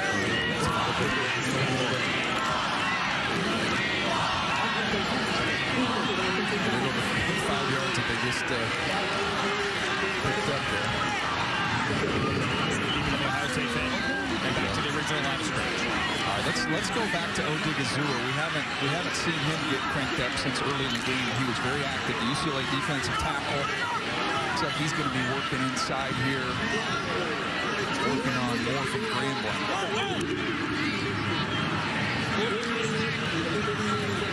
Odigizua is wearing number 92, standing up there. The left defensive tackle position. There he is. Brother of the former Giant draft pick in 2015 to the same name, same school. 2nd and 10, Jamie Newman. Newman lets it go. Stevenson comes back for it, and it gets picked. It's Hamlin from Pitt who comes away with it off the deflection. Keith Taylor is the one who makes it happen, who just continues to be, as the whole team's going to celebrate this one. They're all coming out there. Go find that camera. Go mug for the camera. Go find that thing, guys. Well done. Hamlin gets the pick, but man, that's Keith Taylor Jr. that's making the play. Can't be in better coverage down the field on a fade ball. Ends up knocking it back to his teammate. See Odigizua working inside here on Moore. A little initial pressure. Moore did a good job recovering there, but this is all Taylor. Watch number 8 from Washington. Again, find the ball, find it, play it, knock it back to your teammate. Nicely done. Thomas Graham had a little fun with that as well after Hamlin picks it off. But that's, look, you can't have a, I don't know that I remember a better game from a corner in an all-star game than what Taylor's done today. He's been outstanding. He's just been in position every time. He got beat on the one-step slant for that one touchdown, so he has that one blemish. But outside of that, he has been in perfect position. That's saying a lot. Keith Taylor from Washington is now Felipe Franks checks in. Ramondre Stevenson on the carry. Stevenson, the Oklahoma running back there with the carry. You know, there are a lot of guys here that we saw during the week practice that have not been able to make it to game day. One of our favorite guys, we interviewed him during our practice shows this week, is Wisconsin Whitewater's Quinn Miners. He's a D3 guy, and he was amazing. Not only amazing on the field, he was just killing guys, but off the field, DJ, he was hysterical. He's got this great workout video in the woods in Canada where he's destroying trees. I love him. Yeah, I'm the president of the fan club here of Quinn Miners. I had to reach out to the folks at Wisconsin Whitewater. They sent me a nice little jersey here, or a nice little T-shirt here. As you see, Quinn Miners, what he does in the offseason up in Canada is very Rocky-esque here, Andrew. It's like he's ready to fight Drago. Look at that. And this is like, you see the hip explosion from what he's doing with logs. You saw it this week. This is awesome. What he did against defensive linemen all week long. Pick it up. Here we go. I mean, what is that? This is at a fishery. His family has a fishery up in Canada. A propane tank? So he spends a month in the offseason up there. And so the folks at Wisconsin Whitewater got to me and made me an honorary member here. I'll show you the T-shirt after this play. After Felipe Franks throws down the side. Nice catch. That's a nice catch by Fitzpatrick. And steps out of bounds. Nice. How about the tightrope there by Fitzpatrick? Who dropped the ball earlier in the game, more than makes up for it on this one. Working against Mills down the field. Look at the strong hands. Let him go by you. Picking off the top of his just helmet. to hold it. Smart not to try and bring that back into his body and have it dislodged. Heck of a catch. And a 29. And it's going to bring him to the 21-yard line here for the national team. Frank Darby now motions to the far side. Dave Johnson to his right. And Frank surveys the field and throws it up to Yeboah, who brings it down. And a touchdown. Wow, Kenny Yeboah. From Ole Miss, the Temple transfer. Matt Rule knows him well. He's amazing. He's been a big play guy, averaging over 19 yards a catch this year. And add that one to the resume. I hesitated. I thought he was down shy of the goal line. The official on the top of the screen on the far sideline came down the line. He's definitely short. Definitely short. He was down, or is he on top of is he on top of Bledsoe there? Elbows down. Then the elbows down, yeah. That's all right. Look at him in the touchdown. It was a great play. I think he hurt his hand on the way down. Bledsoe did underneath.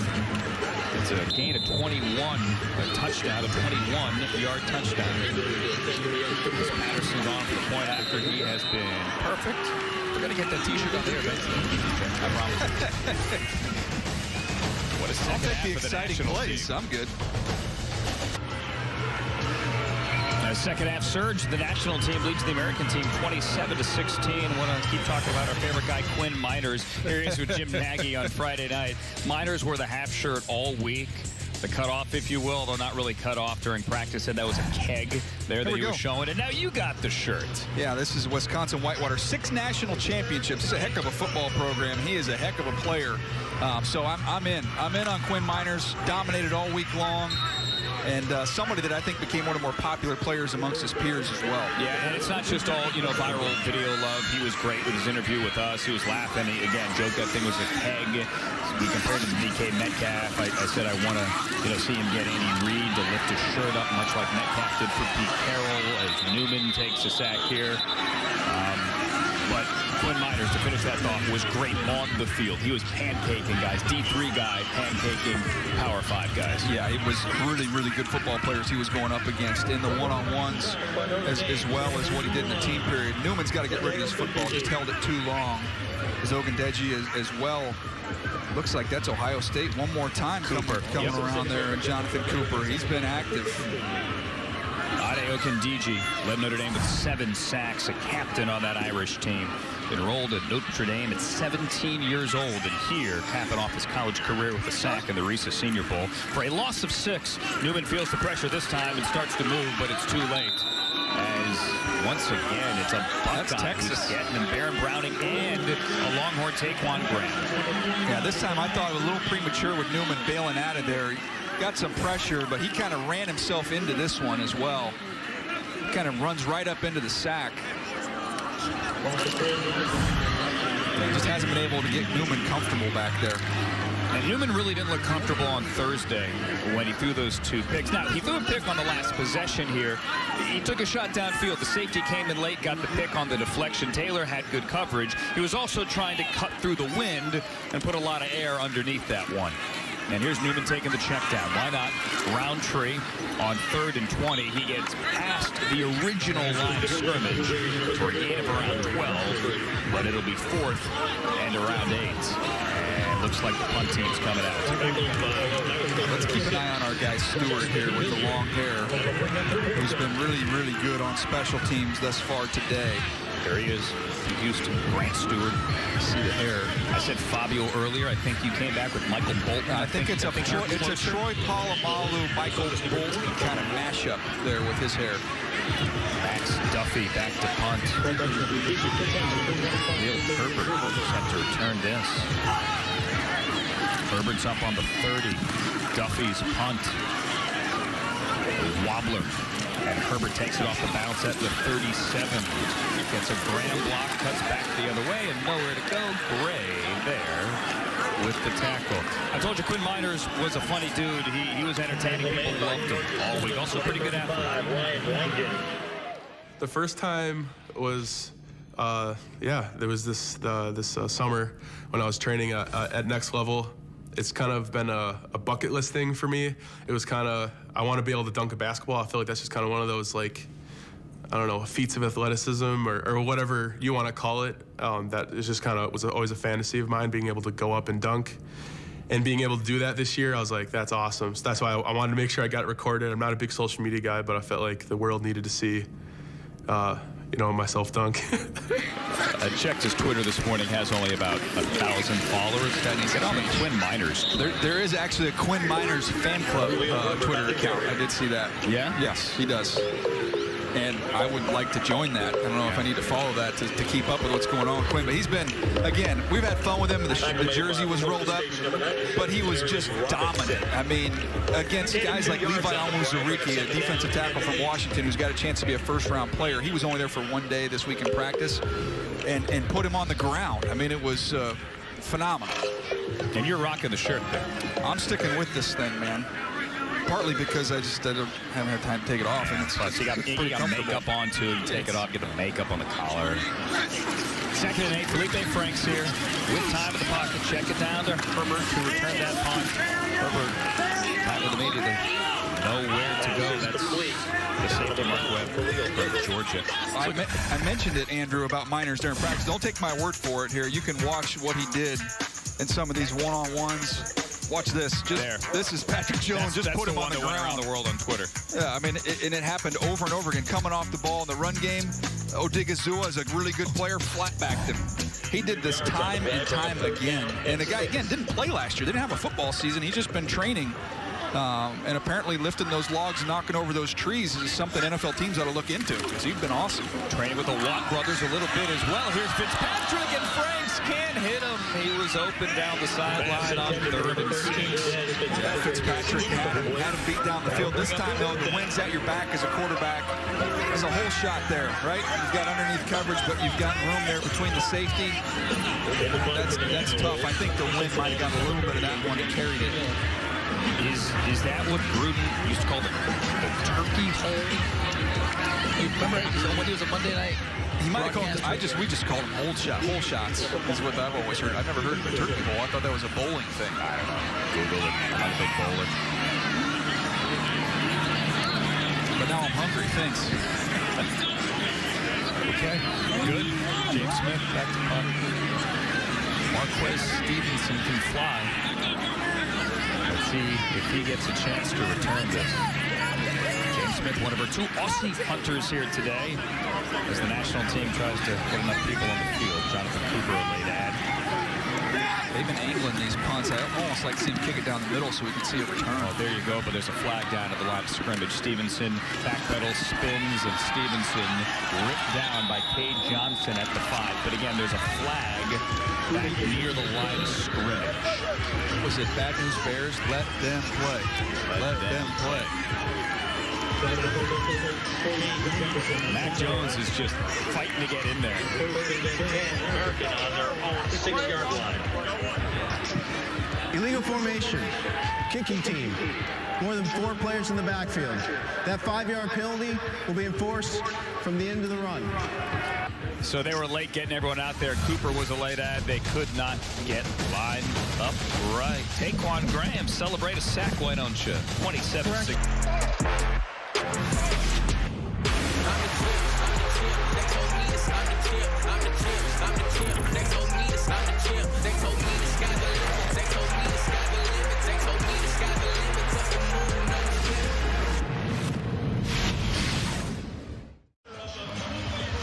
So after the Stevenson return, they said they're going to mark off the 5 yards after the return. Then Brian Banks, our official, came back going, you know what? Correction. Let's punt again. So we're going to punt again here. All right, let's do it. 7:51 remaining in the 4th quarter. Stewart almost got it again. All hair, no care. Stevenson at the 20. Stevenson, maybe now we get the return. Stevenson has room. Far side 30. Almost. That would have been fun. I'm not imagining you're not allowed to block a punt in these All-Star games, right? I'm not making that up. Stewart's gone after 2 of them. But honestly, if I'm him, and he got a finger on it, he did get a little piece of that. If I'm him, though, I'd much rather ask for forgiveness than for permission. Go ahead and block a punt. I mean, look at the, he's going with the Dothraki look here. It's also got a little bit of like an Elizabeth Berkley Saved by the Bell type look to it as well. Wow. You didn't know that one was coming. You kicked it old school there. Wow. I'm so excited, Andrew. I mean, yeah, I get it. You just can't hide it. 7:33 remaining. That is Daniel Jeremiah to the comedic stylings. I'm Andrew Siciliano. 27-16. The American team was up 13-0 at the half. Now down 11. Come on, Newman. He's got it wide Jimmy open. Newman hits his man. Cornell Powell from Clemson to midfield. Darren Hall from San Diego State with the tackle. Powell was the definition of naked here in the middle of the field, just uncovered, working on the backside. You can see 14 working over the middle. There's nobody there. They just turned him loose. He's just like, hey, I'm here. I'm here. It's me. I'm on the Reese's logo all by myself. There I am. Nice. He ended up finding him. Well, ACC connection, Wake Forest to Clemson. Gain of 21 to midfield. We got Shi Smith right down here on the bottom. Working against Bynum from Cal. Cam Bynum. Low. Dig it. Incomplete to Rogers, and we hear throw the flag from the sideline. I'm saying don't throw the flag, but Odigizua with the pressure on that one.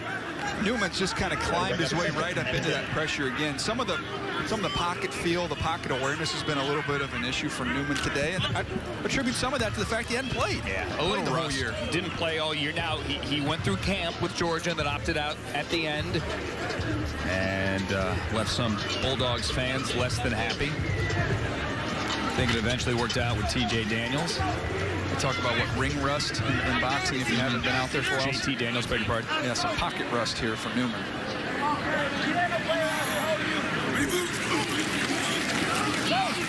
Newman again. There's your guy, Shi Smith. Newman showed some arm there. Got around 4. Shi Smith, to me, is going to be an awesome slot at the next level. These are the slot machines, guys that are plug and play in the slot. Amari Rogers, we've seen have a big game today. Shi Smith, you just saw there, he's been outstanding. Felton, we've seen him score today as a running back receiver. He's going to be one I think is going to factor in the slot. Cade Johnson hasn't had a lot going on for him today. A nice tackle on a punch just a second ago.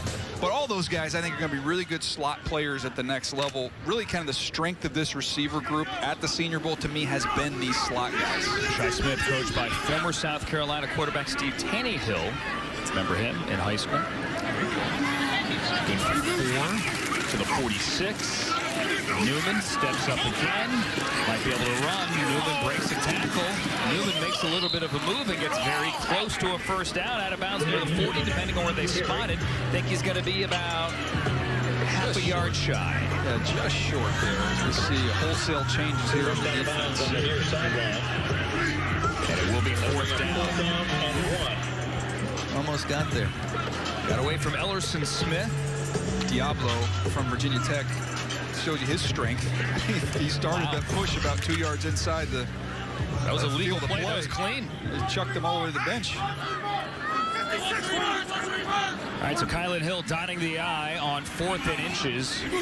Need to get it across the 40. They turn the hand to Hill, and he's not going to get it. Christian up off the safety. And a turnover on down. Him in 2000, Pennington, Carmazzi, Redmond, Bolger, Spurgeon, Wynn, and Team Martin, who was taken before him in the 5th round. Michael Carter carries the football. Carter, really good burst, gets it right. Team Martin factors in this game because Team Martin is the dad of a man who scored a touchdown earlier today, Amari Rogers. Team Martin, longtime assistant coach, is here. Tom Brady's in the Super Bowl, but he is a proud dad watching his son score that touchdown.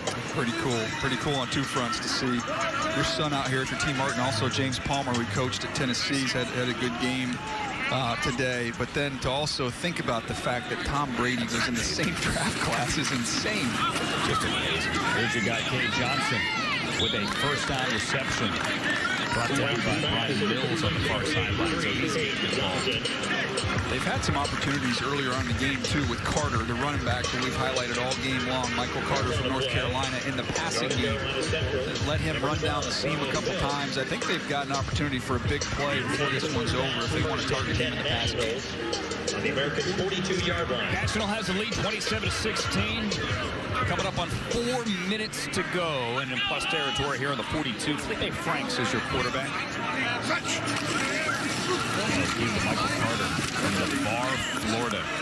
Michael Carter on the carry. Gets almost 5:38. We talked about the Panthers earlier, DJ. Let's talk about the Miami Dolphins. They are picking 3 by way of the Houston Texans, the Laramie Tunsil trade.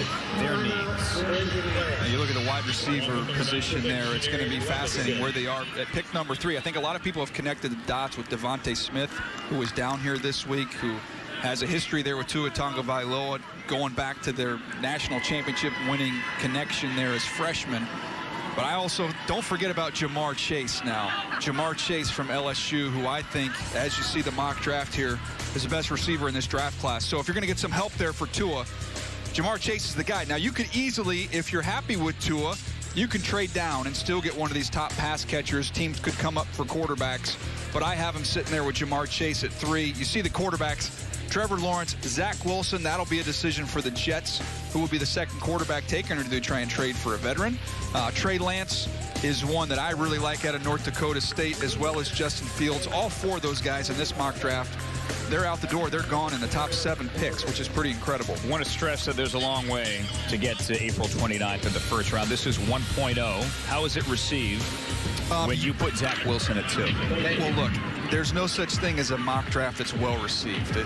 It's never going to happen. So you just, I used to not look at the comments because it hurt my feelings. Well, last year during this game, you read Twitter comments about your mock draft on the air. Oh, I could go back and do that again, but I don't think it's late enough on the television to do that. But mean tweets. Now I enjoy it. I actually really enjoy it. I have fun with it to see people get fired up. But it's going to be a fascinating draft. Free agency obviously will change everything, shake everything up, but it's going to be a fun spring. William Bradley King, the Baylor D lineman, was shaken up on that last play, down for a little bit, but thankfully, as we looked at the mock draft, he was able to get up under his own power and walk off. Short gain on 2nd down from Carter, who's been impressive today.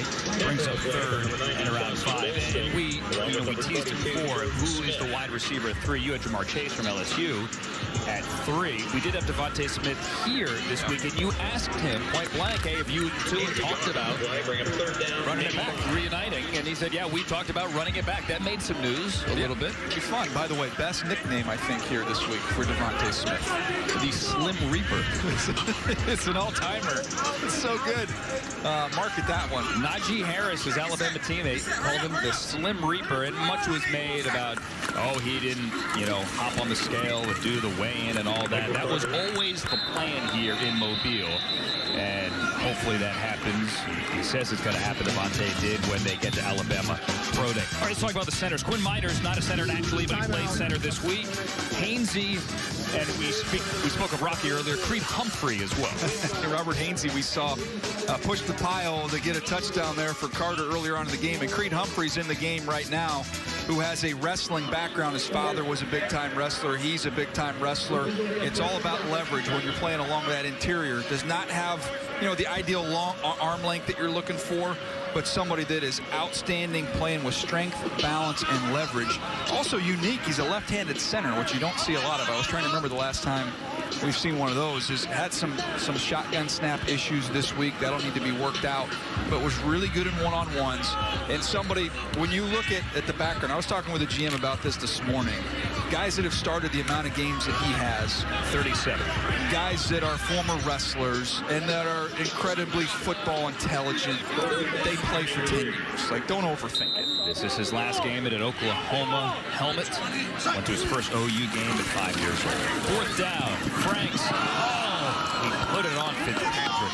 He couldn't catch the fastball. Ball had a little giddy up on it, as we see the replay here. Here's the left-handed center here, Creed Humphrey. I mean, can you think? I can't think of another left-handed center. Can you? No, and I was asking. There's been other guys when I was scouting back in the day where we'd have a left-handed center. We would go to the pro day and ask him to see if he could snap right-handed. So I asked the staff this week if they'd asked him to do that. They did not. They wanted him to be comfortable, and they said the quarterbacks got used to it. And one of the litmus tests there is when you're running stretch, right? So if you're running a stretch run play, which requires you to really get out from under center in a hurry to stretch to get the ball at the back, on that connection point, which is going to be near the tackle. If you have a left-handed center, sometimes it's just so unnatural. You're not used to it as a quarterback. You have to sit there and wait to get the ball, and you can be late. But they said they didn't have any issues with that. So it'll be interesting to see what whoever picks him decides to do there. Well, the Dolphins do have a left-handed quarterback, and Miami is here, one of the teams this week. By the way, Paul over here, our spotter, mentions Kevin Mawai as a left-handed center. There you go. That's a good one. There you go. It's a good Hall of Famer if you're into that. Exactly. Yeah, I hear that's a big deal. Jamie Newman. Amari Rogers. Got a touchdown earlier. Bobbles that one. That gets 5. The American team in hurry up now. Coming up on the 2-minute warning. 2.5 to go with 1 timeout and down 11. Leading into the end zone twice, or the touchdown, the 2-point conversion, and the field goal. Math.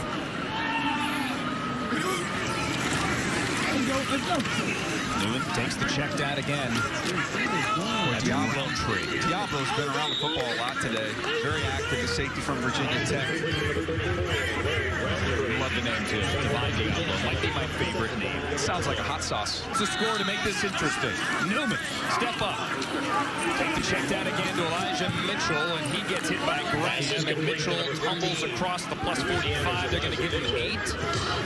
And that clock is still going to move. The American team has 1 timeout to burn. Hurry, hurry. Get lined up. Having trouble getting this thing all communicated, getting everybody where they need to be. Wasting a lot of time. Quarterback who did not play in 2020. Newman had Rogers. If he kind of let him a little bit, maybe. That's one of the challenges in All-Star game. Just timing, not having a great feel for where guys are going to be. But as Shi Smith jogs off here, looking at the matchups that you have out there, I do like Amari Rogers working in the middle of the field here. I haven't seen Stevenson really get any balls down the field either, though. See him get a shot here. Marquez Stevenson from Houston. Bottom of your screen wearing number 5. 3rd and 2. Newman gets that one complete. There's a first down. The tight end goes high. He goes up in the air. Quentin Morris with a big gain. Down to the 10. And the clock runs. Newman's got to run his team down there, get him lined up. One timeout. You spike it, take a shot in the end zone. Again, got to get him lined up. Get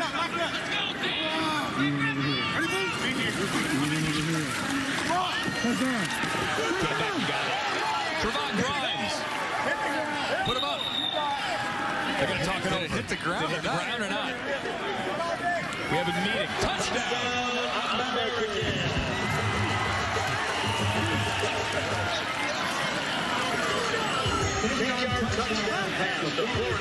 Trevon Grimes got 9 touchdowns in 2020. Here's his first in 21.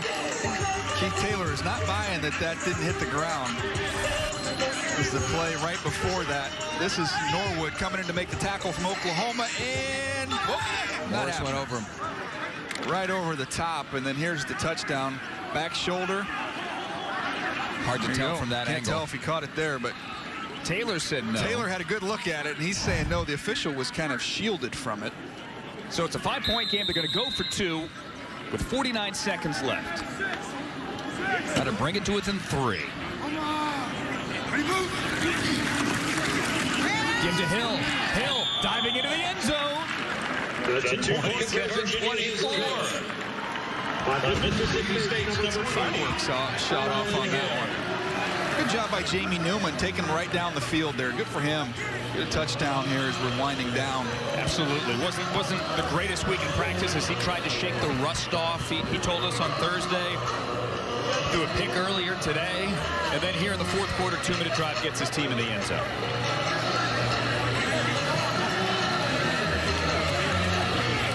The national team here trying to hold on to a lead 27-24. Dylan Radens, the offensive lineman, right, from North Dakota State. He wants to win this game. He hasn't lost a game in forever. It's a crazy fact to me. I mean, granted, I haven't played at the highest level of college football, but every time I've laced up the cleats, every time I put a helmet, shoulder pads on, I played in a game, I haven't lost a game in like 6 years. So knowing that and knowing that I haven't tasted the feeling of losing, it just makes me even more hungrier to want to win more, see how far I can push this streak to go. And I know it's inevitable. I'm eventually going to lose, but it's just crazy to think that I haven't played in a game that my team has lost in that long. For the national show off. I'd take him with the first pick then if he's going to guarantee to be undefeated. I'm in. They got a bucket here. Ian Book takes a knee on the play. And Ian Book's going to take a knee. There's no kickoff, so you can't get the onside kick and try to get the ball back for the field goal. I don't think there's anything wet in that bucket.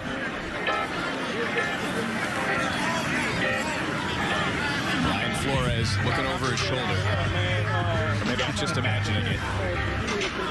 Those guys have been training together too. Spencer Brown and Radens, they've been working out together with Joe Staley down in Orange County, and now they're trying to team up for a little bucket dump here. But you're saying no water? Is that what you're saying? I'm saying it might be something other than water in there.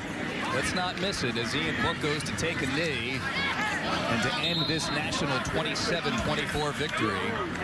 Here it is. Look out, Ryan Flores. Reese's Cups. He gets the Reese's shower.